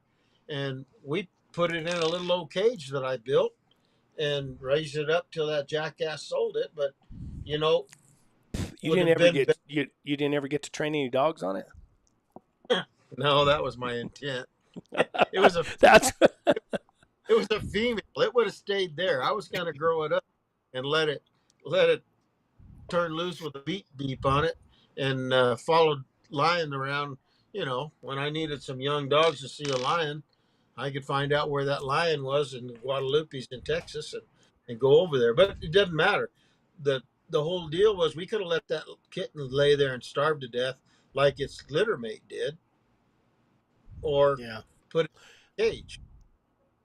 I mean, So if you who were did? if you were in New Mexico, what they would want you to do is catch it and then turn it in to whoever, the game and fish or whatever, and then they would have done whatever was they thought was right with it. But I don't think, in Texas, that's what would have been the right thing to do in New Mexico because of the law in Texas. I don't think it was illegal to take it and raise it up in a cage. I've said before, my first set of dogs came out of Texas, and they were trained on a lion that was in a cage, had a tracking collar on and a chain on his leg. And Let, let, let me just tell you this. There's more people that worry about dogs and cats and lions and bears in cages than they're worried about kids in cages. And there's exactly, millions and millions and millions of kids in cages right now in the sex trafficking market. Millions. And you're going to worry about an animal? I don't get it. Millions and millions of dollars go to the Humane Society of the United States, which is an absolute scam, joke, idiots. And you can't raise that much money for kids in cages? Come on, people. Chris. Since you brought that up, I'm curious, and you act like you have some information or that you know more about. I don't know anything about it, but that's done a lot by really wealthy people, isn't it? With the Oh, kids and stuff. let me tell you about, and I know Sholo. So you got I-40, you got I-25, right? Big cross, takes you wherever you want.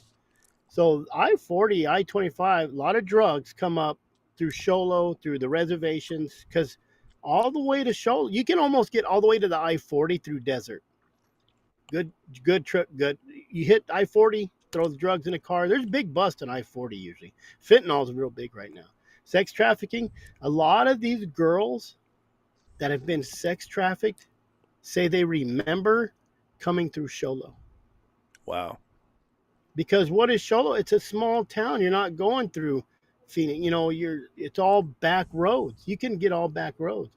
I don't think people realize how many millions of people go missing a year because it don't affect them personally.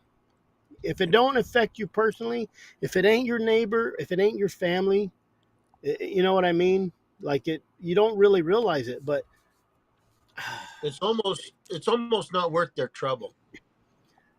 oh, not until it's their daughter.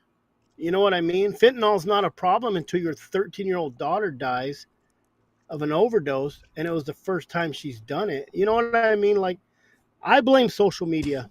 I got my kids' phones for their birthday, 10-year-olds. They're very restricted on it. But even when they're on it, I'll say, hey, Lyndon, go. And he is so zoned out on it in 10 minutes. Drives me crazy. I take it away. Like, they barely get their phones. and that's just so I have a location on them. But you have to have a location on them. All my stuff is GPSed, every bit of it. All my cars, everything. You got those You little know? tags on them? Oh no, I got no those air tags. No, They don't I work. got good GPS that I have a big program that I track people with. There you go, I got Wayne. That's yeah. another strike towards him being an undercover guy. No, wait till Wayne shows up at the house rendezvous. You slip one under his car. I'm gonna find out. I wish Tim Brink will show up too. Like now you're Oh, making yeah. Benny mad. He's got his spear out. Yeah, I'm gonna pass out a bunch of hats and stuff, and they're all gonna have trackers in it. Hey, you know who we haven't mentioned that, and it's coming up quick, a few weeks. So you guys got to get over to the Pick and Shovel Outfitters. I still have to do it. pickandshoveloutfitters.com. Get your dinner ordered. August 24th. Outdoor Dog Supply gave us a couple gift cards we're giving away. We're giving away some dogs, auctioning off. So we'll probably auction all off. I know. Okay, so Wednesday, I put them on my Wednesday show because Brett and politics don't mix. It's like mixing milk and whiskey, I think.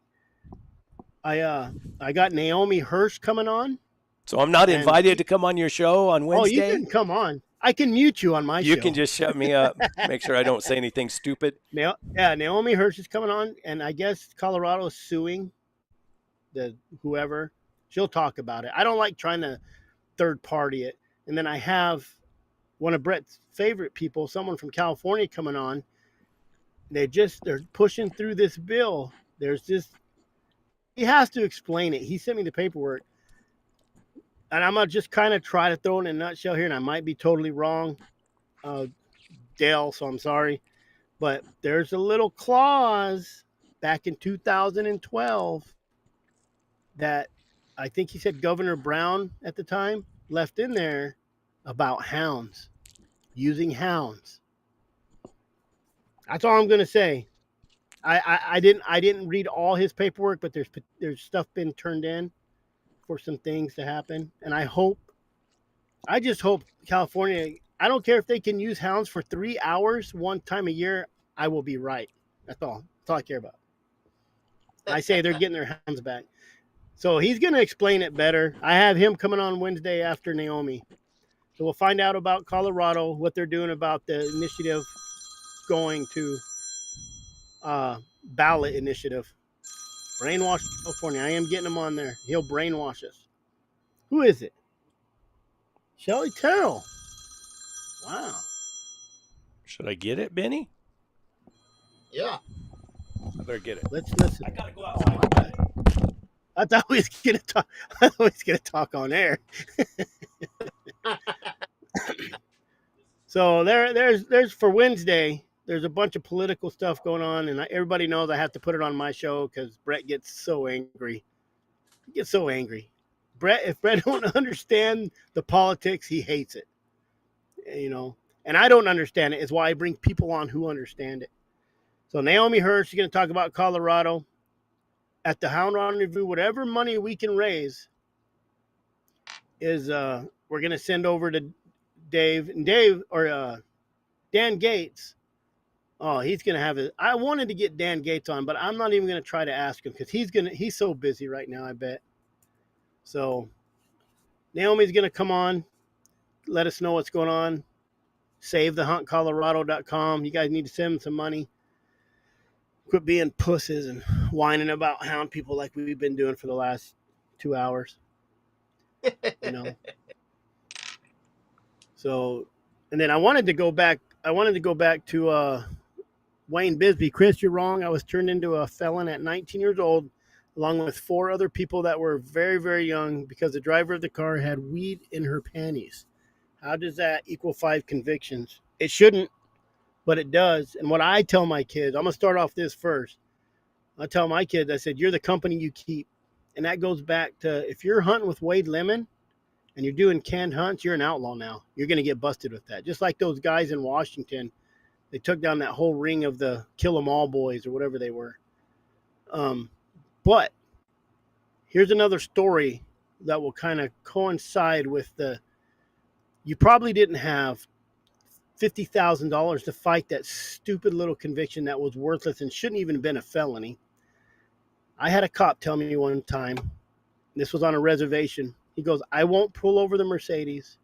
I'll pull over the biggest, nastiest jalopy car I can find, because they'll just make payments on the fine because they can't afford to fight it.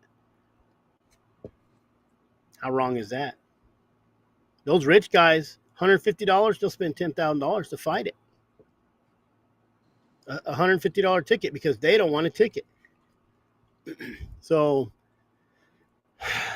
being a felon's a poor man's game. If you don't have $100,000 to fight something, they're going to get you.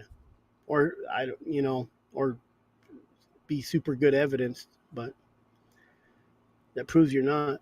But if they want to, and that's just another thing, they put you down as felony, and then you have to go file for all your rights. It's just more money. And I hear that all the time, Robert. If they outlaw hunting, I'll be an outlaw. Everybody will be. Everybody is now. There's a state, I know they're doing it. I'm not allowed to mention it because I was told not to. But even if you outlaw it, fentanyl's outlawed. They're still doing it. Prostitution's outlawed. They're still doing it. You're not, felons aren't supposed to have guns, and they still got them. Bad guys, they're not supposed to own guns. They got them. So it's hard to follow the law sometimes. Am I right, Benny? Well, it gets back to my question. Who decides? The man decides, and we just got to suffer for it because we don't have the money to go in and say, nope, we're going to lion hunt in California, and we're going to take that away from the ballot initiative, from the people who don't hunt. That's like letting all men vote for abortion. Just the men. Only you men can vote for abortion. Only you people with no kids or have never gotten no one pregnant, But it gets back to the same thing all the time. It's always the same. What I enjoyed doing, the way I enjoyed doing it, was acceptable. And then this new group got in charge, and they decided that I was no longer allowed to do what I've been allowed to do. So at what point do I just roll over and say, that's just the way it is, and I can't do anything about it? Or I just give them the finger and load up and go do what I do and go by myself. It doesn't matter. I thoroughly, the reason I hunted dogs is so I could watch the dogs. That's the way I did it, and so killing a lion is anticlimactic, in my view.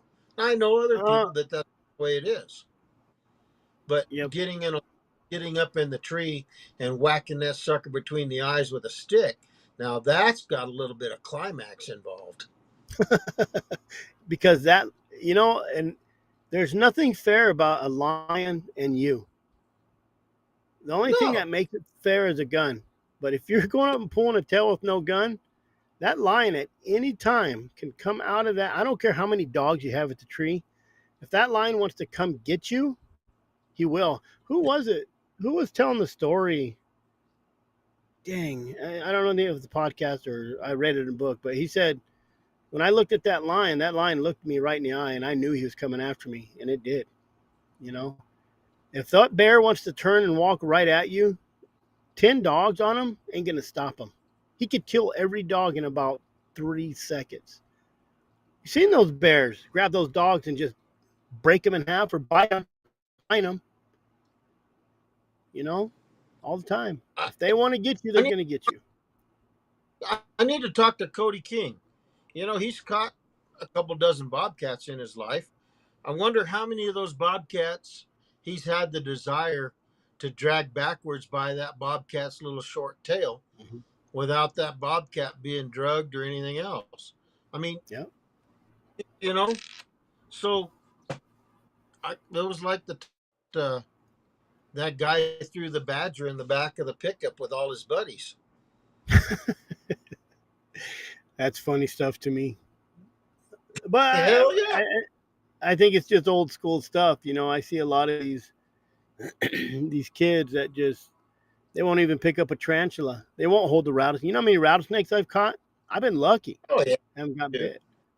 And when I you're had holding a a rattlesnake by the head, that's scary because at any time, he wiggles loose and he can get you. Oh yeah. I've had them too. I put one in my toolbox on my service truck because I didn't have any other way to carry him. And then when I opened the service truck, that toolbox, I had to fish him out. It's like, now where the hell did he go? Yeah. So yeah, but I don't think that these kids sitting in the house being soft know the first thing about adrenaline. No. Playing games. I'm maybe it's a little bit of the adrenaline seekers that are going out and mass shooting people because they've been doing it on their sofa for so long. They want to feel the thrill. Yeah. When why don't you just go out there and pet a bear? I know, go to Yellowstone and Yeah. join the Buffalo Society. Go pet a buffalo. if you wanna dribble in death, go pet a buffalo. I don't know. It's getting kind of crazy out there, and I think the men are becoming very soft. The kids are being raised.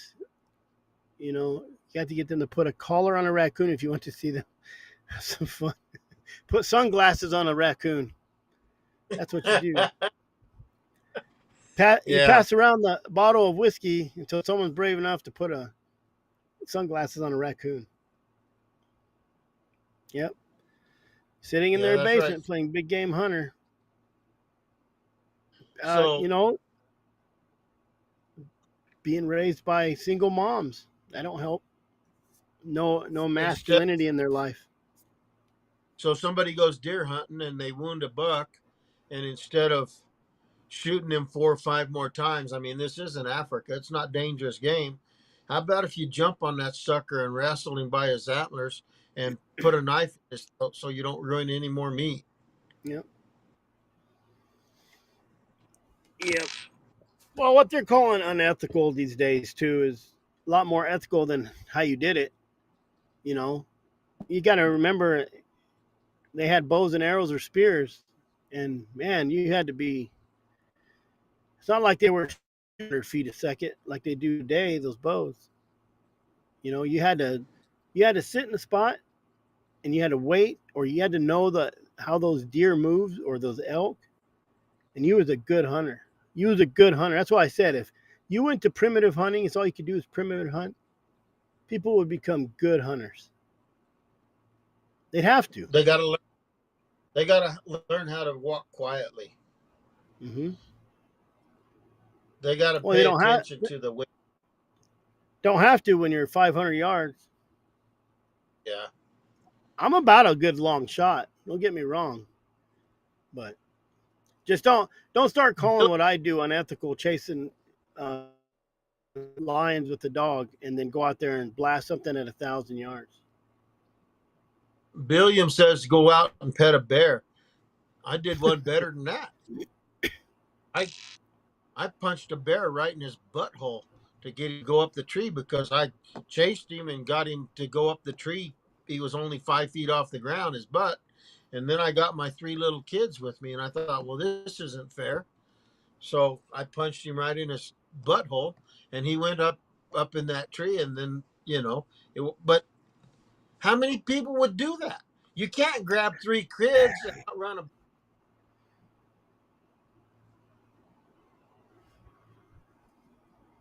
Froze up on us, Benny. Froze up on us. There you That's go. all right. Holly, the lion can, but I've also seen a lion. It depends on how many dogs you call a pack of dogs, because a lot of these guys, having 1 or 2 dogs is enough to catch a lion, and it's enough to catch a lion, but it's not.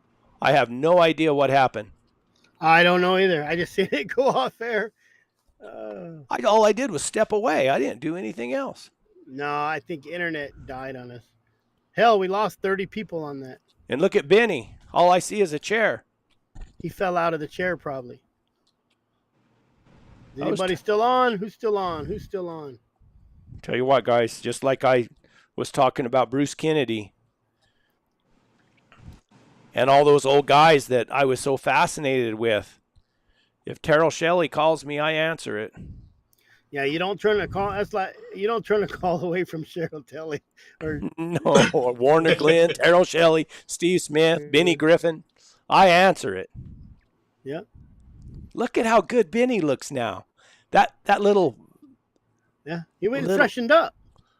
That little break we had made him look nicer.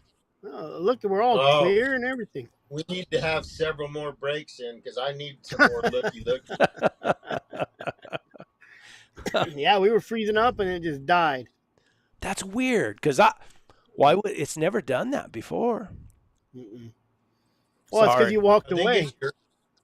It's your engine. My engine. Whatever. He wants a white pup. Jeremiah's dogs are having puppies right now. I got one of the nicest, prettiest white female pups in the world out there, probably, and she is smart as a whip and everything. And my grandson claimed her. Oh, I know. I said, we need to sell her. He said, no, I like her. He said, he lives in an apartment now in town, and him and his buddies are going to rent a house with a yard, and he's going to start. And he's been going out with that kid that I gave some pups to, and he's been going out and hunting with him. Of course, that kid's, typical young kid. He's trashy. I mean, he runs raccoons and foxes and everything in the world. That's like a puppy. You got to get him interested in game. He'll straighten out. Not many of those young guys have the patience, I think, to hunt lions. I mean, to watch a dog cold trail for 3 days and not catch anything. People don't want to cold trail anymore, Brett. They want to push past that and go catch something. I know. The glory is all in the catch instead of just trying to work that old trail out, figure out where that lion went. And there's you know what they're blaming that on? Reels. 30-second videos. They're saying that the patience level on people now, they just want to see something happen, not the story of it happening. Like, instead of watching a 5-10 minute video, they like to just watch that real quick one and flip to the next one. Wouldn't it be amazing, though, just to have first place, you'd have to have your dogs in such good shape, but be on a mule and have a pack mule, hit that track and, trail that lion as much as you can, figure out where he's going, help your dogs, do that for 3 or 4 days, and then catch the lion. Oh, yeah. I mean, I did it for 2 days one time, but I got lucky on the second day. I'm not saying I was smart enough to. Jeremy, wait till I show up. You ain't seen Trashy. Well, he's from Louisiana. I expect him to be trashy. Yeah, exactly. You talk trashy. You run trashy. I bet you even eats trashy. Hey, there's nothing about that Louisiana grub that's trashy. You settle down now. Ooh. Eating those mud bugs. Oh, yeah. Yep. What were we talking about? I lost. We talked about all kinds of stuff while you were gone. That's probably why they kicked us off. Yeah, maybe. The YouTube police said, hey, this is going nowhere. Brad ain't there to watch him. Hold on. I'm not going to be gone very long this time. He'll probably die again. Here we go. Hey, let's just hijack the show again, Chris. Yeah. God, Brett. Supposed to be his show, and he keeps leaving. So anyways, August 24th, Hound Rendezvous. Make sure everybody knows that if you want to go. Pick and Shovel, PICAND, shovel, outfitters.com. I drank all that decaf coffee and it dried me out. Jeremiah, what kind of dogs is your white pup out of, and what do you hunt?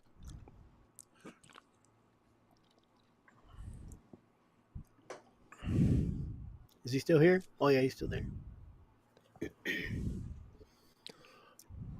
Well, that's it about Outlaws. What else we got? What else we want to talk about? What else is going on in the world? Hey, the economy is about to crash. Have y'all heard that? Oh yeah, it's Yeah. The been Dow crashing for. dropped like 1,200 points, something like that. I think every election year it kind of does that, Oh, sure. but I think a lot of people are holding money right now. But who knows when the big one's going to hit? Bam! I'm gonna tell you right now, that your little green paperbacks ain't gonna be nothing. Your debit card. If you ain't got no beans and flour and salt, and you don't know how to use them, you's gonna starve. I still have all my preps from 2008. I believed it was going to fall apart back then. I moved to the mountains. Yeah, that's what we was talking about, Benny. Holly said, if you have a pack of dogs on the ground, that lion won't get to you. She disagrees with me, but I'm going to tell you what. If you have a lion that wants to get you, he's going to get you. And he's going to do it fast. Or a bear. When you got all those dogs barking at that lion, he's going, and then he goes like that, and he looks at you, and that's kind of a spooky feeling. Mm-hmm. So I was telling him, someone said something about the lion looked at him, and he knew at that point that lion was not giving a shit about the dogs, and he was coming after him, and he did. And if you have 5, 6, 10 dogs, that lion can jump 30 feet for one and get ahead of those dogs. And if that lion, he's going to do some damage to you before those dogs jump on him and start hurting him enough for him to let go. That's all I'm saying. There's some mean animals.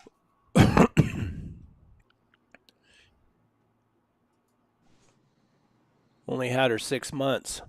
She's bigger staff. How old is your bigger staff? Bigger staff and Caster son. I don't know none of those. Lion dogs.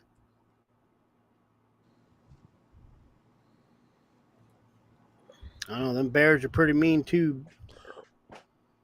I heard a story. A guy had a bear in a tree, and that bear wanted to jump.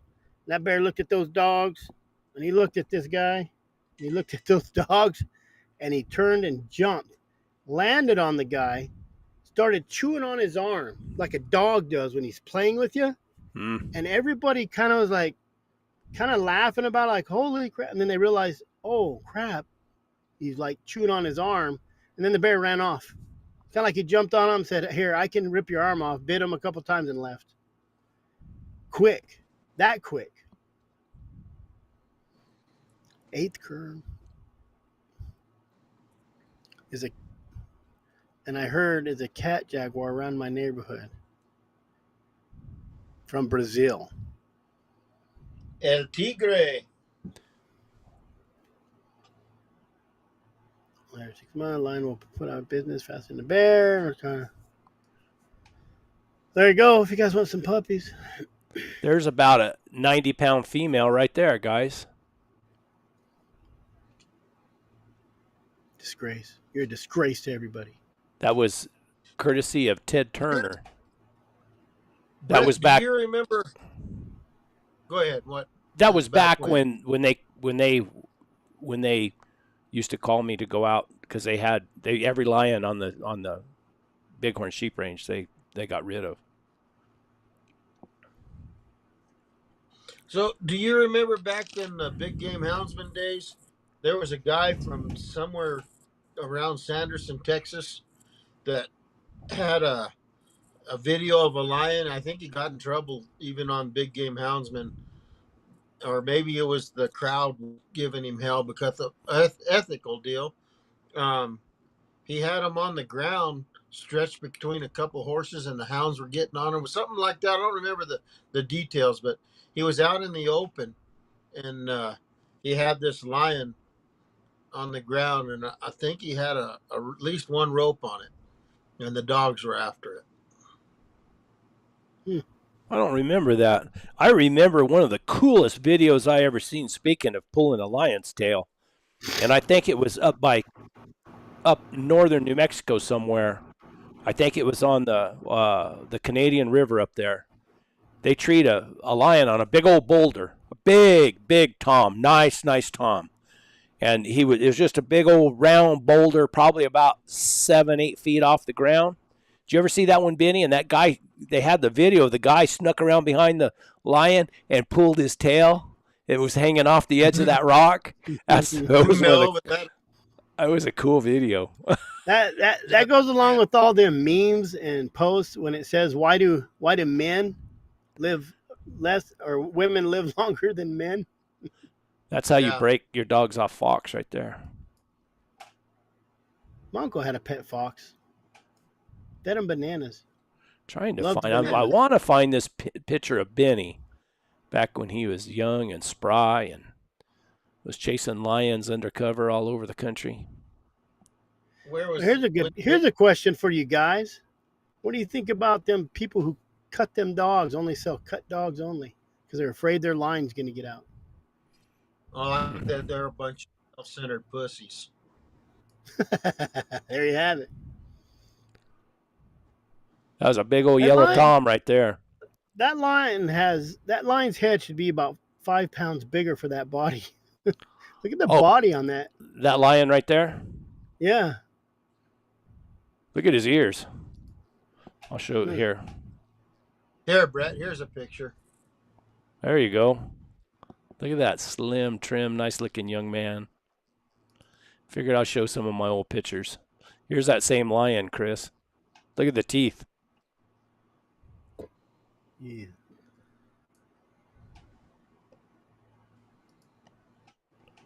Big old nasty sucker. Let me see. Steve Biggerstaff does that. Still does it, I guess, huh? Pulls their tails? No, cuts their dogs. Oh. I'm behind, guys. Give me a break. Mike does that. Who? Bency. Yeah, I know. I don't know. Let me just interrupt with my pissed off attitude. He wouldn't have one damn dog if people didn't help him and give him dogs. That's the end of that.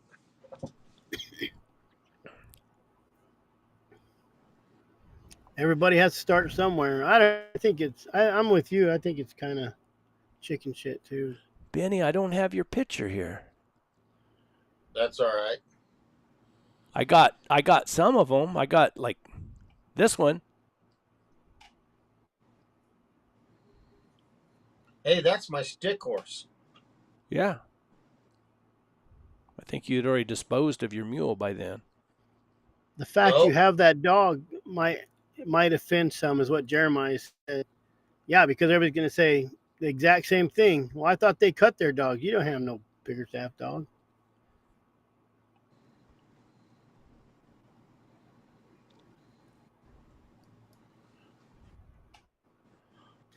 Pulling a tail on a boulder is kind of a pussy move. Climbing a tree and pulling that tail. You ain't got nowhere to go but down. I'll guarantee you, you get a hold of a lion in any direction, my hat's off to you. They're quick. I've had them come after me on the ground. Turns out that I have reverse gear with an overdrive. Here you go. I had one. I've treated a few of those too. I've treated a few of those. Those are dog killers. Woo! I had a dog get killed. Those can be some dog killers right there too. Yeah, I had one come out of a cedar tree. Guy shot out the bow, and it came out. A cedar tree ran right. I felt his tail whip me as he went by, and he was already hurting. I think he tried to swipe me as he went by. He didn't want to stop. I think he's trying to knock me down. Is what he's trying to do. And then all the dogs got on him. That was a nice Tom right there.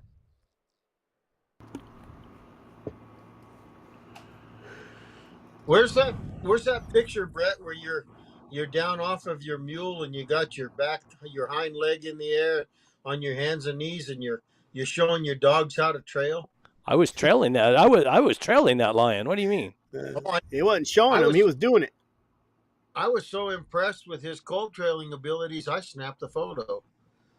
Where's that picture of Benny on that horse that he could barely handle with the springs on it? That little There's rocking horse on the side see of the that road. dog right there? That's Solo. That dog sired a lot of these guys' dogs that they do real well with. Still, I mean, his blood's still running through everything I got. And he was a trashy sucker. Woo! He was the one that wasn't trashy in the morning. He was good until you turned around on your back, going back to camp in the evening. Then you'd say, "Where'd Solo go?" And you'd hear up a canyon. Boom! He would go up there and find something to run.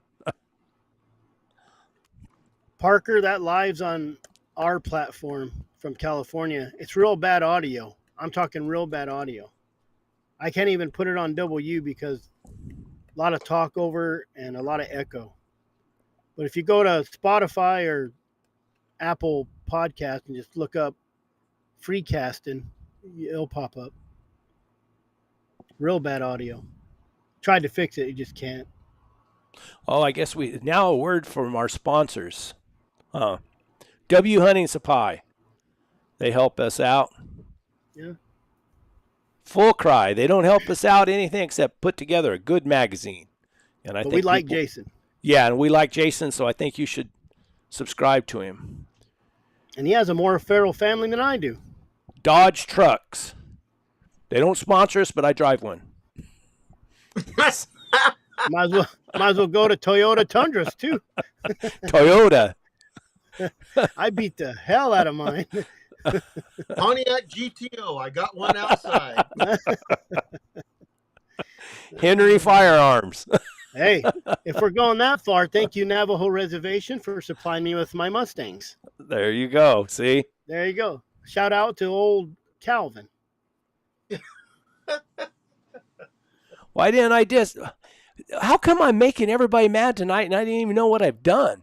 Oops, I'm disappointed you didn't like the 100 Years Too Late video clip I sent you, Brett. I liked it. Why didn't I like it? What did I do wrong? Man, it's one of those nights. Everybody's... You're going to have to change your show Tuesday night. Oh, we got like 100 people on here, and 25% of them are talking some crap. Well, good. That means that we're a little bit spicy. I don't even know what I did. Let me see if I can find a couple more of these lines. I wish I could find that one of Benny. I got it somewhere. I feel like we have something else coming up. Man, it's already August. What the hell? Bear season starts in Arizona next week. And it's still 100 degrees outside. It is. It is. And they got nasty storms. And I think lightning hit my trailer or close to it and wiped out my breakers because my 12 volts working and some of my fans are working, but I have a string of outlets not working. So everything I'm doing right now, including my air conditioners, on an extension cord in my trailer. I showed Brett, I have crap piled on my bed. I got my green screen up. I have an air conditioner in my hallway, my spare one, because my other air conditioner got wet. And every time you plug it in, it pops the little surge protector. So I have to dry it out. Bad storm, I guess. And I didn't even tell you guys what I did this weekend. I went out and camped in Greens Peak. That big army tent, got it set up, and it rained Friday. Rained. It didn't stop raining. Did you leave it set up? I took it down because I'm going to the Hound trials this weekend. It's the last Hound trials. Hopefully I'll win some stuff. They have a big dinner. They have a big raffle. You guys can show up if you want. Go look on Facebook, Central Arizona Trailhound Association. It's over by Payson. You can buy some raffle tickets. It's like 3 hours of raffle. They just raffle. I've won bed rolls, tents, sleeping bags, all kinds of good stuff, chairs. So they give away a Garmin usually. I think my I think it did. No, because my 12 volts working. Oh no, what's a converter? converter. Oh, converter goes from 110 to 12 volt, or yeah, inverter goes from 12 volt to 110. So yeah, I think it did. This is a 1960 something trailer that's it's aluminum. It's an aluminum framed, aluminum sided trailer. Really cool trailer. I love. I built a bed in it. Built some bunk beds in it. But yeah, it's gonna suck. I don't even know. I'd have to rewire a different converter in there because I'm not gonna find this one. It's old. So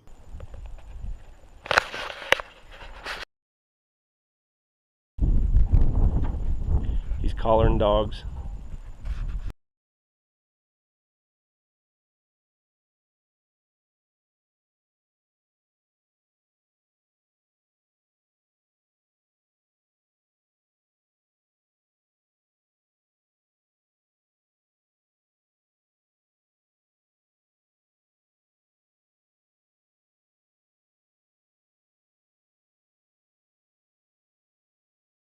Took my shirt off for you.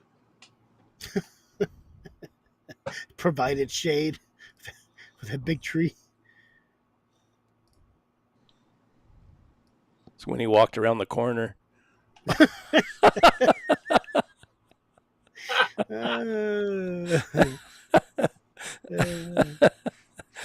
Oh, Yeah. things are going downhill here, guys. Yeah, I don't know. We still got 98 people on. Guys, ask us some questions.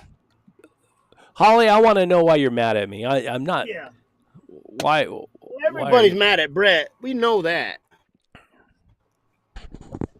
That's why we keep Brett bringing the show to you so that the rest of us can skate and Brett can take the heat. It's all right. I can take it. I might get mad, but I can take it.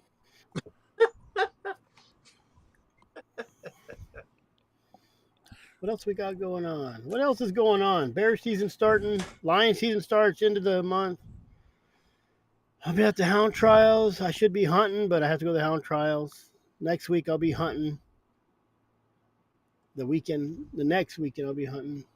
Then the weekend after that is Hound is the rendezvous, and then the weekend after that we do a big dove breakfast down in Maricopa, South Arizona. What kind of breakfast? Dove hunting open September dove. 1st, which I believe September 1st is what? On a Sunday? Who puts that on, Chris? Watson Cattle Company, CMW Investigations. You put it on. Yeah. How come I haven't been invited? What's up with that? I'm inviting you right now. I'm inviting you right now. It's on the 1st. Biscuits and gravy for breakfast. We go out and kill some dove. Then we have a little skeet shoot afterwards. Win some prizes. I'm not gonna lie. I win them. I win it every year. So why do you post the wrong PO box in your email? Who posts the wrong email or the wrong PO box in your email? I don't post mine. I don't think. That's probably me. And you know why I do that? Because keep you stalkers from them. I can't remember it. So my wife made me a cheat sheet right there. It's got all my addresses and everything on it because I can't remember them all. And I always put the Brett Vaughn. I always put them on the wrong thing. So my wife made me that cheat sheet and hung it right here next to my computer so I didn't make those mistakes anymore. It was an accident. I didn't. Benny, have you ever harvested a lion because it was just outright mean? No, but I have hunted lions that I heard were just outright mean. I've said it before. Lion in around Tucumcari, Logan, Roy, Mosquero. I've never seen one of those lions in that country that wasn't vicious. I mean, I'm not talking about a little growly. I'm talking about vicious. But over outside of Magdalena, there was tales of a lion that was living on the mountain right there of town. And when people would take this hiking trail, that lion, they'd stop at a spring or something, lion would grab their dog and run. And I went in there looking for that lion, and I never found him. I thought, well, if he really likes eating dogs, he should try mine. And we never did connect. So, but as far as harvesting because they were mean, no. But I have hunted a lot of very vicious lions. There you go, Anderson. Sorry. What I did one time is I put the wrong zip code on my. I used my zip code for my physical address instead of my P.O. box. And then the next time I wrote, instead of 88054, I wrote 880054. And of course, my wife caught it and she sent it back to me right away. Said, I'm screwing up.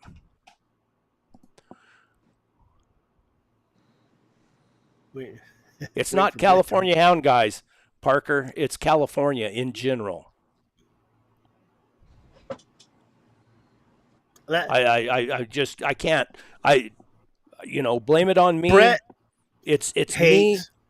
Politics. I don't understand how they could have those kind of laws that they have in California. Excuse me. I would move in a heartbeat. I would move. I would be out of there. Still makes me mad when I think about it. Yeah, you're gonna get them all riled up. I think it came out. I don't think it came out. It came out as Californians. I think people. You said from California, because Brett hates politics. Period. That's why all politics now is going on my Wednesday show. I get frustrated. I don't understand it. I mean, I'm pretty simple-minded. I have in my mind. I have what's right and what's wrong, and it's just the way I look at things. And I don't like the politics the way they. Just don't even. Let's talk about it. Yeah, you're gonna get him riled up, and then he's gonna be mad. And I gotta explain to everybody that Brett is an asshole, and he gets mad, and he just says what comes out of his mouth. So I'm just gonna right now apologize for whatever Brett says from this point on. Benny has a spear. Benny has a spear. I don't have a spear. You need to go farther, Chris. You need to apologize for his thoughts. Yeah. His thoughts, his actions, what he's going to do, what he already has done. Politics is hard. It's horrible. California. You know what's funny is they talk about California, but wasn't it 96 when Washington got rid of theirs? Hey, but listen, I to say that, to go back, I've been reprimanded, I've been talked to, I've been called, and I've listened to everybody. And from what I can understand, and this is the honest truth, California should be separated. Bam! Northern California should succeed from Southern California. And they should split the state in half. And that's, that's what from everything I understand now. To me, I mean, all I thought of was just California, and I kind of get upset that they've allowed them to have the laws that they have there, and that bothers me. And I think it's like that. It's that incremental thing. They just bite away at it a little bit at a time, little bit at a time, little bit at a time. It's like that. What is it? They put the frog in the hot water. They don't. If you turn it up to boiling right away, he'll jump out. But if you just turn it up a little bit at a time, he'll stay there, and then pretty soon it's burning and it kills him. And I think I see it the same way, and I might be wrong, but that's the way I see it. And then they accept some things. They've just accepted things to go that way for so long. Pretty soon you can't even carry a gun. You can't even have a bullet in your car. You can't. It's crazy. 6L flashlight. You can't have a mag flashlight. That's, to me, that's like it drives me crazy. I would hate for them to try to do that here. I would move. I don't, and I'm born and raised New Mexican. I mean, and I got family here. It's a sad deal. And if I'm not wrong, back in the didn't they almost have it separated or something? And the Pearl Harbor happened. They had some votes. And I know in the 70s or 60s they were trying to make it Jefferson. Some reason it didn't go through again. The state of Jefferson. And what is it? What's the other saying? That's like, what is it? You put in a bucket and you put a lid on that bucket. Rat. And they'll jump and they hit that lid and they hit that lid. And then pretty soon they won't jump that high anymore. You take the lid off, they just jump so high. They won't ever jump out because they don't think they can. Those are, I mean, some of the things I've seen or I thought about that. Yeah. It's a sad deal. Look, we just mentioned California. Bam, 20 people gone. Yeah. And yeah, you can say the same thing about New Mexico. Yeah, New Mexico has, I mean, but I tell you what, a lot of the liberal Democrats or the Democrats from northern New Mexico, they're the old-fashioned guys, and I don't think aren't they, Benny? Chama and up through there. Yeah, they're, our micro tyrant governor just called a special session in July because she didn't get her gun laws passed under the guise the hideout term was public health. And so she had this special session in last month, and it only lasted 4 hours because everybody on the legislature told her no, we're not doing this. And so she just got bent out of shape. She closed down the special session. Everybody went back home. And now she's attempting to do it another way. And it's still, she's calling it public health. And all she's trying to do is take away everybody's firearms. But, it's just, she didn't, when she was campaigning to be the governor, she carried a shotgun. She said, "Oh, I support the Second Amendment and I love hunting as long as you don't kill anything and you don't have a gun." And I mean, she didn't say all that, but that's and it happens everywhere. If you look at the state of Texas, as much as a lot of people, including me at times, like to look up to Texas, go to Austin. They say it's pretty liberal. Yeah, all of the public education curriculum comes out of Austin, Texas. It has since the 70s. All the public education curriculum. So it doesn't matter where. I'll tell you what, if you want to go to a state that has 0 liberal counties, not one, you got to go to Oklahoma. But who in the hell wants to live through a winter in Oklahoma? A lot of private land too. That's the biggest problem with Texas. And when we were doing that the other night, and I mentioned Texas, everybody threw a fit, like, "Oh, Texas!" Man, I mean, oh well. Let's talk about we had Lauren Vanny on, and she was saying like they had the percentage of private land in Wisconsin, and when Rowdy said we have 80% or plus in Nevada, she was like, "Holy crap!" BLM. Arizona, same thing, state land, BLM, and forestry. I don't know what the percentage is, but it's enough. I don't have to hunt on private land. That's like I said before. The only private land I hit is the reservation when I'm doing about 300 miles an hour trying to get my dogs off it. So Calvin's not here. You don't have to. I thought he was on here. Did he get on? He was. Yeah, we probably made him mad. Probably working. Probably got mad at me for something. Yeah.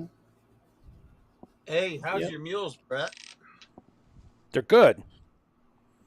Bonnie is she's a good mule. I mean, she is a walking sucker. Boy, I tell you what, she covers the ground.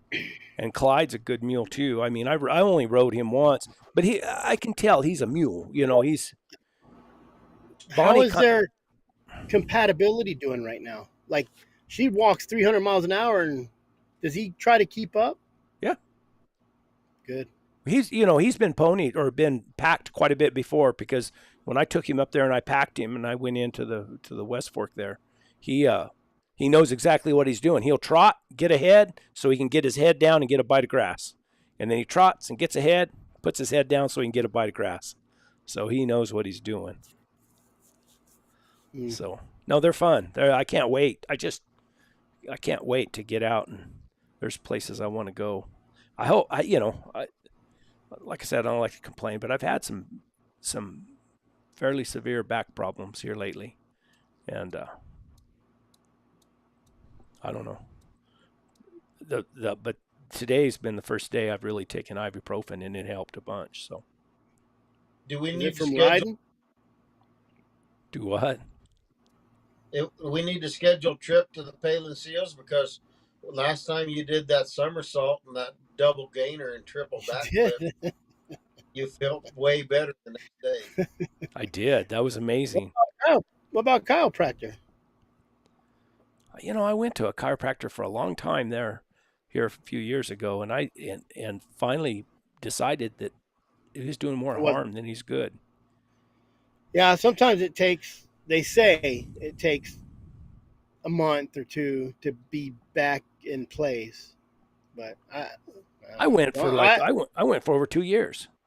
Oh yeah, I went when I was down here. I went for a few months, but I don't know if it helped. I liked the shock thing they did on my back. It made it feel better. But what I liked better was outfits. They're really nice outfits, and that doctor hired really pretty girls. Not prettier than my wife, of course. Of course not. I got one complete extra vertebrae in my back. I'll take that vertebrae because I'm missing 2 or 3. That one chiropractor I went to, he x-rayed everybody before he worked on him. He x-rayed me. He said, yeah. He said, that's a very rare condition. Said, you got one complete extra vertebrae in your back. No wonder you're so mad all the time. Yeah. Blame it on that. I got a physical deformity. Yeah. Boy, there's a kid. You got extra vertebrae, and I'm missing half of mine. So, but riding horses and mules don't bother me. You know what? When I ride a mule, for the most part, when I'm riding, I feel better. And even after I'm riding, I feel better. I think it's the movement. It keeps my back kind of loosened up. The biggest problem I have is when I sleep on the ground. And I got a good mattress, but when I sleep on the ground, it's pretty hard anymore. Brett, you must not make many mistakes, because Benny doesn't let that story go away, or is all he's got. I think it was just so entertaining to see. That's just like one of those things you can't get out of your mind. I mean, here I am falling off a horse, losing my boot, my hat's flying off my head. That's the kicker. I have never seen anyone, and I've been to a million rodeos, I've never seen anyone fall off their ride and lose their shoe. Well, Benny, you say I fell off. That horse was throwing a fit. Just because... Just 4 foot off the ground. Just because that little 4-year-old girl was riding him the next day doesn't mean he didn't throw a fit with me. Any way you look at it, having that boot laying over there 4 feet away from you, that's the kick. Everybody looked at me. Are you okay? Are you okay? I said, yeah, I'm all right. And then they all started laughing. I'm afraid John was thinking you're going to train his horses wrong. And you're right. That's the only thing I've got on Brett. I wouldn't tell anything else anyway. Sean, it did. It came with a mattress, and that mattress is really, really good. It's the most comfortable mattress I've ever slept on, out like that. Isn't it like a 3.5 inch egg crate? Yeah, it's thick. It's not egg crate. It's a regular mattress. But the problem is this is what I want to do. I want to be as fast and mobile as I can be. And when you pack that sucker, you got to put it up on top of your pack saddle, And then you got to reach way up high and I'm a one-man diamond man. I'm not a fancy packer. That's what I learned to throw. So that's the hitch I put on. And it's kind of hard, and it takes me a lot of time. I got these panniers that I got from Mountain Ridge Gear. They're really nice. They got pouches on them. They got pockets on the inside. And he's supposed to be sending me some inserts for them if I want to make them like hard panniers. And I'd like to make it where I could just put everything inside those panniers, throw them on the sawbucks, bam, be going, and not have all that throwing that hitch and then Clyde's not the best one. When you throw the rope over him, he kind of jumps around. He doesn't trust me a whole lot yet. I could pack Ruth, and I've packed her, and I might still pack her in the future, but she don't like me either. Ruth is wild until you get a halter on her. But she's hard to catch. If she ever got away from me up there in those mountains, I wouldn't find her for a week. Put a collar on her. Canvas cutter, because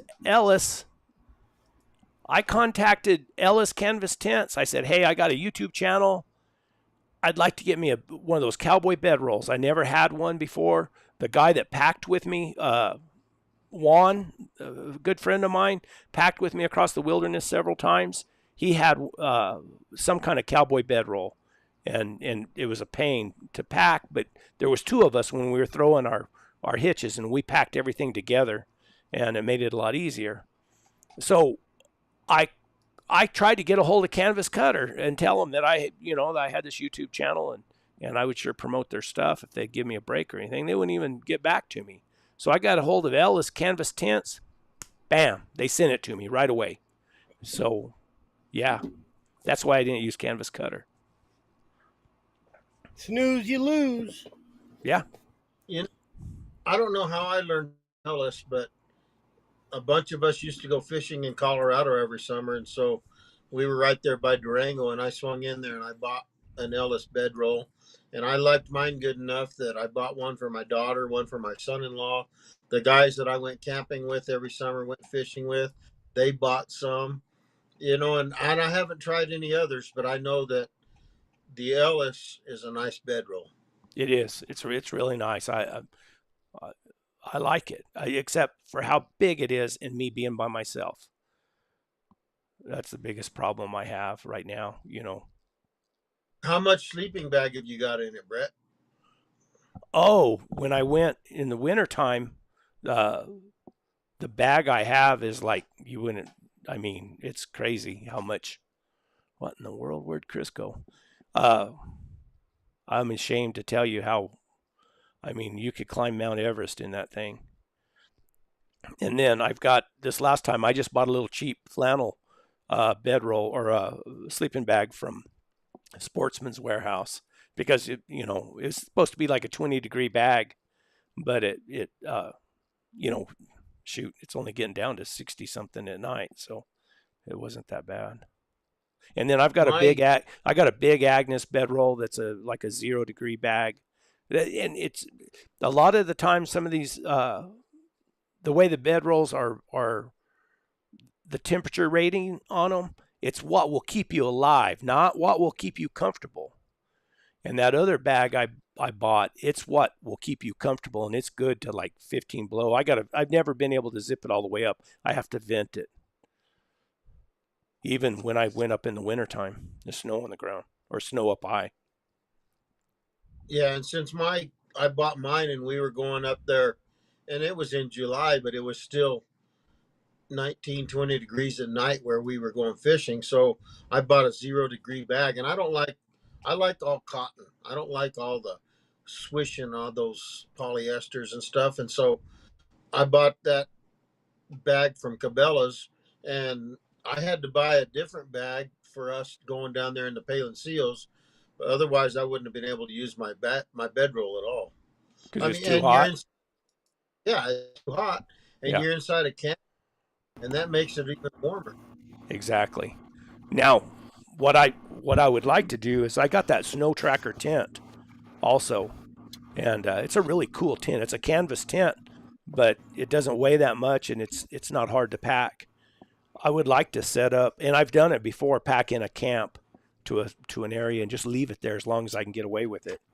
And then I would pack that bedroll up there and just leave it in that tent. And that way I don't have to worry about packing it back and forth. And I have a place to go. I like it when I had my tent. I've set it up in several different places over the years and been able to do that. And it's nice to just have a place to go to, that you go to the same place over and over again. I'm sure you guys do that too, but. Yep. But. Yep. That's the way you build a business. It's going to last. Great. Look at that one, Davis. Yeah, I recommend. Now, that's what I said on my other channel. I won't ever recommend anything I don't use. The Ellis canvas or bedroll, that's super good. The Olights, the flashlights that I got, they're wicked. I mean, I never had bright flashlights like that before. That unbelievable. They sent me a headlamp too, and it's the same thing. It's really good. And then of course OnX Maps. We've all used OnX Maps, and they were super good to deal with. I mean, they were easy to deal with. Who else? Oh, Mountain Ridge Gear. That guy makes, it's not real cowboy like stuff, but it works real well. It's made out of a canvas type stuff. So I use their saddlebags and horn bags and a cantle bag and their panniers. I like it. I like it a lot.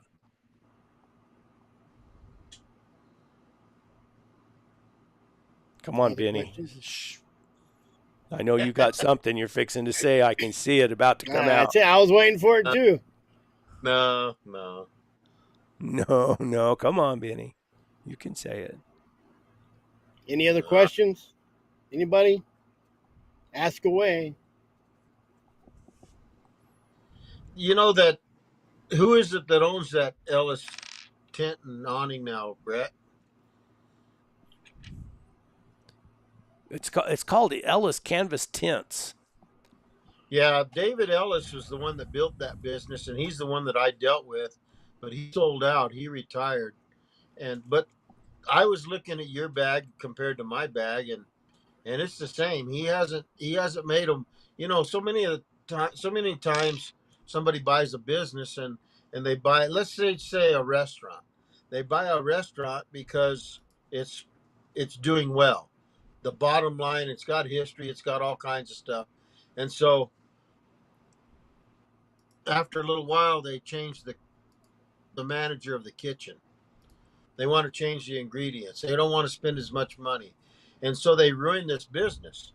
And I can tell you that with looking at your bedroll, Brett, the guy that bought David Ellis out has not done anything to sour that business. He's still using the same stuff? Yes. That's from their website right there.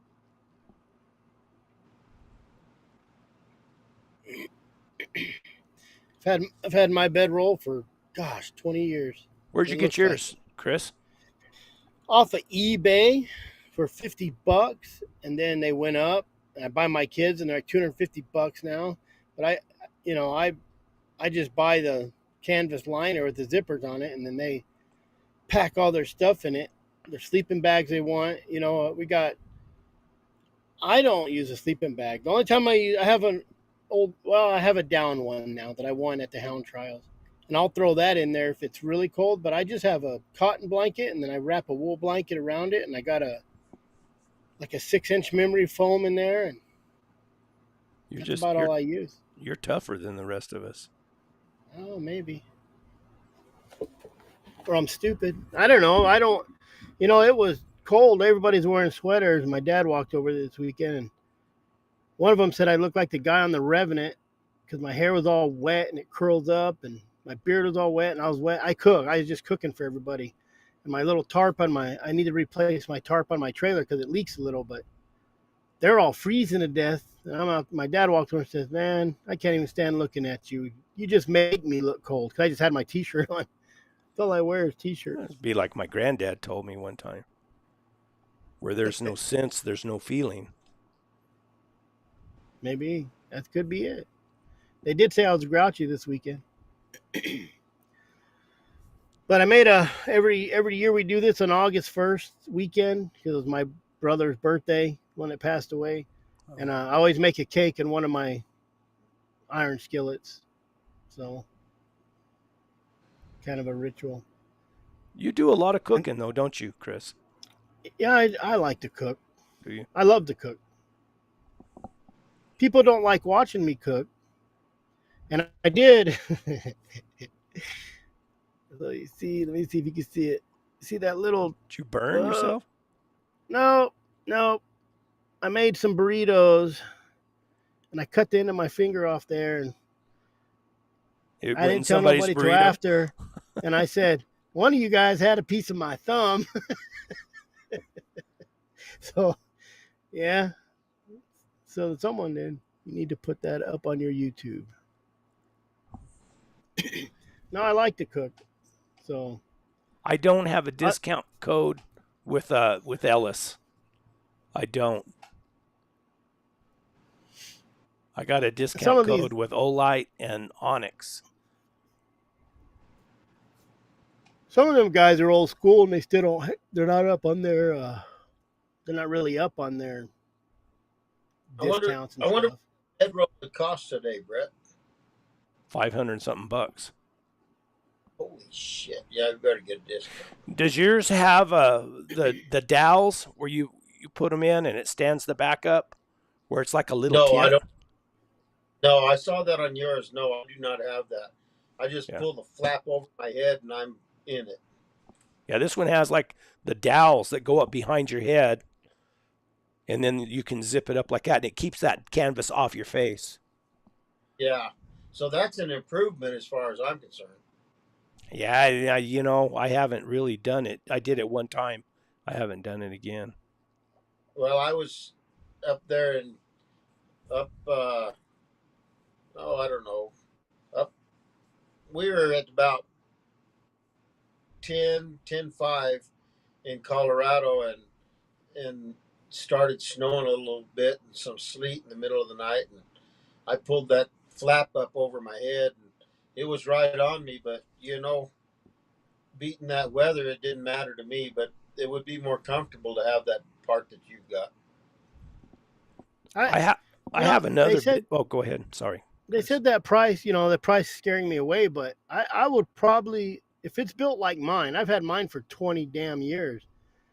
If it's built like mine, that $500 is going to last you 20 years. Oh, I think this one's going to last forever.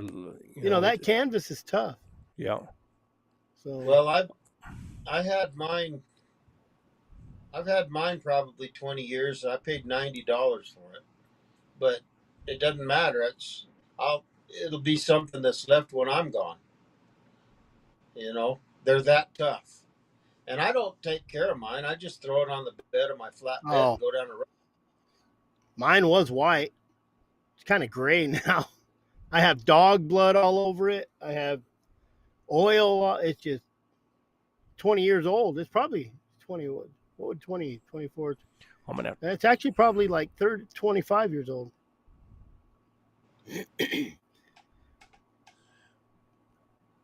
I packed across the wilderness in December, and we were. This was before I had the cowboy bedroll from Ellis, but I had a bivy sack, and I had a pretty good sleeping bag, and shoot, it was getting down, to like 9 degrees at night, and we did that 6 nights. We slept out. We traveled from Willow Creek all the way down, trying to make to my place on North Percha, and I slept good. I mean, but we're packing 4 animals, and we're riding 15 to 20 miles every single day, and you're tired at night. you as long as you can stay a little bit warm, you sleep good. Yeah, I tell you, that's where you spend some money, is a good sleeping bag. And if you get you one of them bed rolls, even if you just buy the canvas, and then go to Walmart, buy you one of them memory foams. They're like $60, and then get you a good sleeping bag. But I'm not a big mommy bag fan. I'd rather get that. So I have a cot I'll use when my wife's with me and it's raining, because my tent will suck water under it. because I got a 1960s Coleman tent. And it's big enough for both of us to fit in it. And I just got blankets in there most of the time. And like if I'm kept in cold weather, I got a mummy bag. But man, that wool blanket, those wool blankets, they keep me warm. Yeah, It's wool. really, I mean, you know. But we took a guy with us. I gave him a horse. We gave him a horse. Took him elk hunting with us. Made him get. I said, man, it's your turn to get up and build a fire in the morning. And we were sleeping. I mean, I had my military sleeping bag with its winter insert inside my regular sleeping bag in my bedroll with my blankets. It was cold, like getting down to zeros. And I said, just in the morning, just take some of that pitch wood, throw it on that fire. And that pitch wood will catch. And I woke up and I thought I overslept by hours because it was daylight and it was just kind of warm. I'm like, what the heck? He had thrown that whole pitch log on that fire and had about a 15-foot flame out there in front of the horse trailer burning us up. But one of them city boys we made a horse guy out of. We'd leave before dark and get back after dark. I remember heading back to camp. We was elk hunting. I was headed back to camp on my horse, and here comes old Les. And I said, what are you doing? He goes, I'm heading back to camp. I said, you're going the wrong way. You better follow me. So love taking them people who don't know how to do nothing out to do something. Just nice watching them learn to do new things. And you know, I'd watch him saddle his horse and it wouldn't be tight enough, and I'd get my camera out when he'd jump on it and watch that saddle slide sideways. And kind of like Jeremiah Johnson when he says, the coals weren't deep enough. Seen it right off. Seen it right off. There's that snow tracker tent.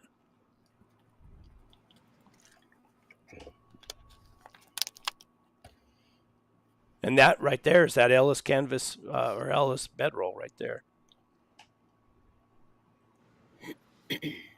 I don't know about everybody else's, but Ellis puts extra space down at your feet where you can put clothes down in there and keep them dry and warm. Yep. Oh, me. Well, guys, what do you think? Damn, is it? Oh, 3 hours, 10 minutes shy. I think Joe Rogan better watch out. Did we hit the mark? Yeah, it's 850 over there, but 750. Yeah. I bought a big military tent last week, a couple weeks ago. Big one, like 18 by 18, is 150 pounds. You can set it up by yourself. It's easier if you have a little hand, but I set it up for my kids this weekend. It's not really a tent you want to set up for a couple days, but if you're setting up for a week, it's nice. I could fit all my cooking gear in there, all my cots, everything. I could bring my mule in at night. So I set it up, and man, it rained and it rained and it rained. And with that old material, it rained for 4 or 5 hours. I mean, rained. And I'm probably going to have to water seal it, set it up, take a bug sprayer. But it smells like military. Like PTSDs me back to military days. That smell of, you just know the smell. My kids walk in like, what's that smell? I'm all, military. That's military. Got the stinky old oil they put on those tents. But it's kind of a neat thing. Got it for $200, and the guy didn't have the stakes. And I took 2.5 inch conduit, schedule 40, and made some stakes out of it. And they're lighter than wood. You know, the wood stakes are 95 pounds. These are probably like 20, all of them. So, neat little tent. If I remember my cameras this weekend, I'll film it, setting it up. So if anybody wants to go do some hound trials in Arizona, let me know. John Lovinggood. If anybody has any rattlesnake skins, send them to John, and he'll make you a headband for your hat. He's been bugging me for one, and I haven't. It rained down here, John, so I got to go look for some snakes. That would be cool. I heard those are good tents. Kodiak canvas. But they're heavy, but they're tough built.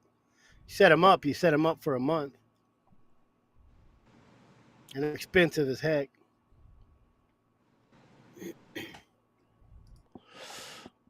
What do you think, guys? Keep going, or do we? I think it's Monday, and I've been up since 2, and I have to rearrange my trailer to take a nap. Well, kind of hard to leave when there's so many people in, but sign off, I guess. If you guys wanna find out what's going on with Colorado and there's some kind of, I don't know if it's secret information for some Hound stuff for California that seems promising. Wednesday night. I promise I won't get on. I won't bother anybody. I'm going to send him a link, and I bet you he jumps on for 10 minutes and says, my wife's here, I got to go. He sneaks on before she gets home with groceries. But, yeah, this Wednesday, we have Naomi Yates, or Naomi Hirsch. She'll be on. She's a lot prettier to look at than these guys.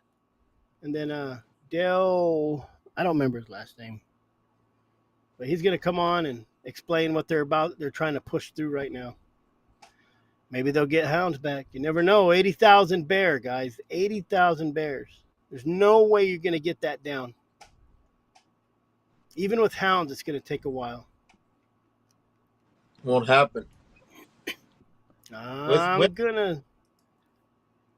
That's too many bears. What about baiting? Baiting. Oh, they should let you bait. They should run dogs. They should at least get that. Even if it was 40,000 bears, that's a lot of bears.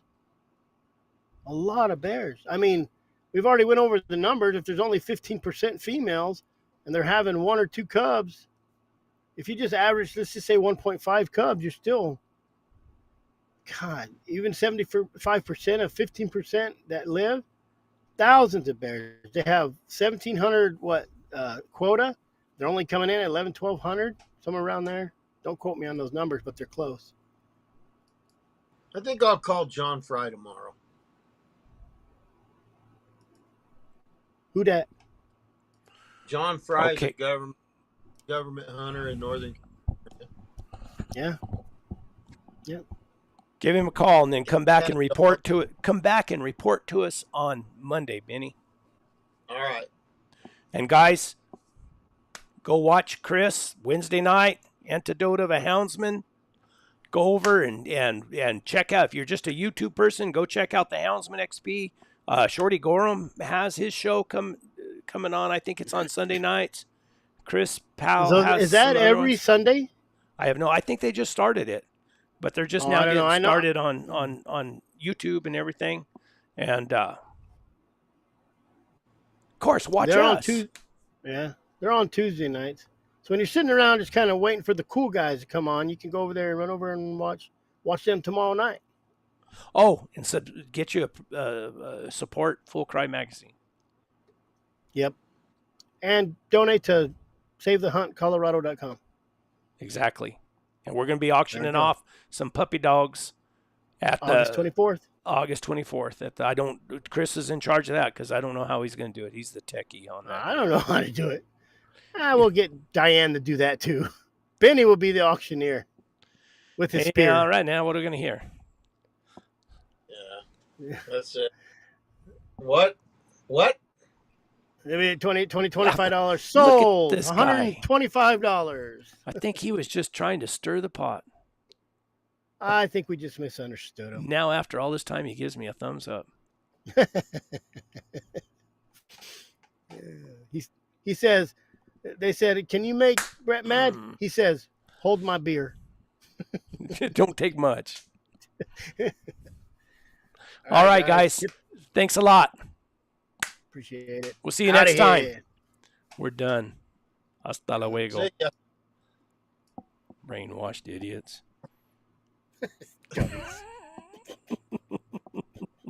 Friends. Chris, what do you think? I'll call you here in just a minute, okay? Sounds good. You guys take care, everybody. Have a good week. Later.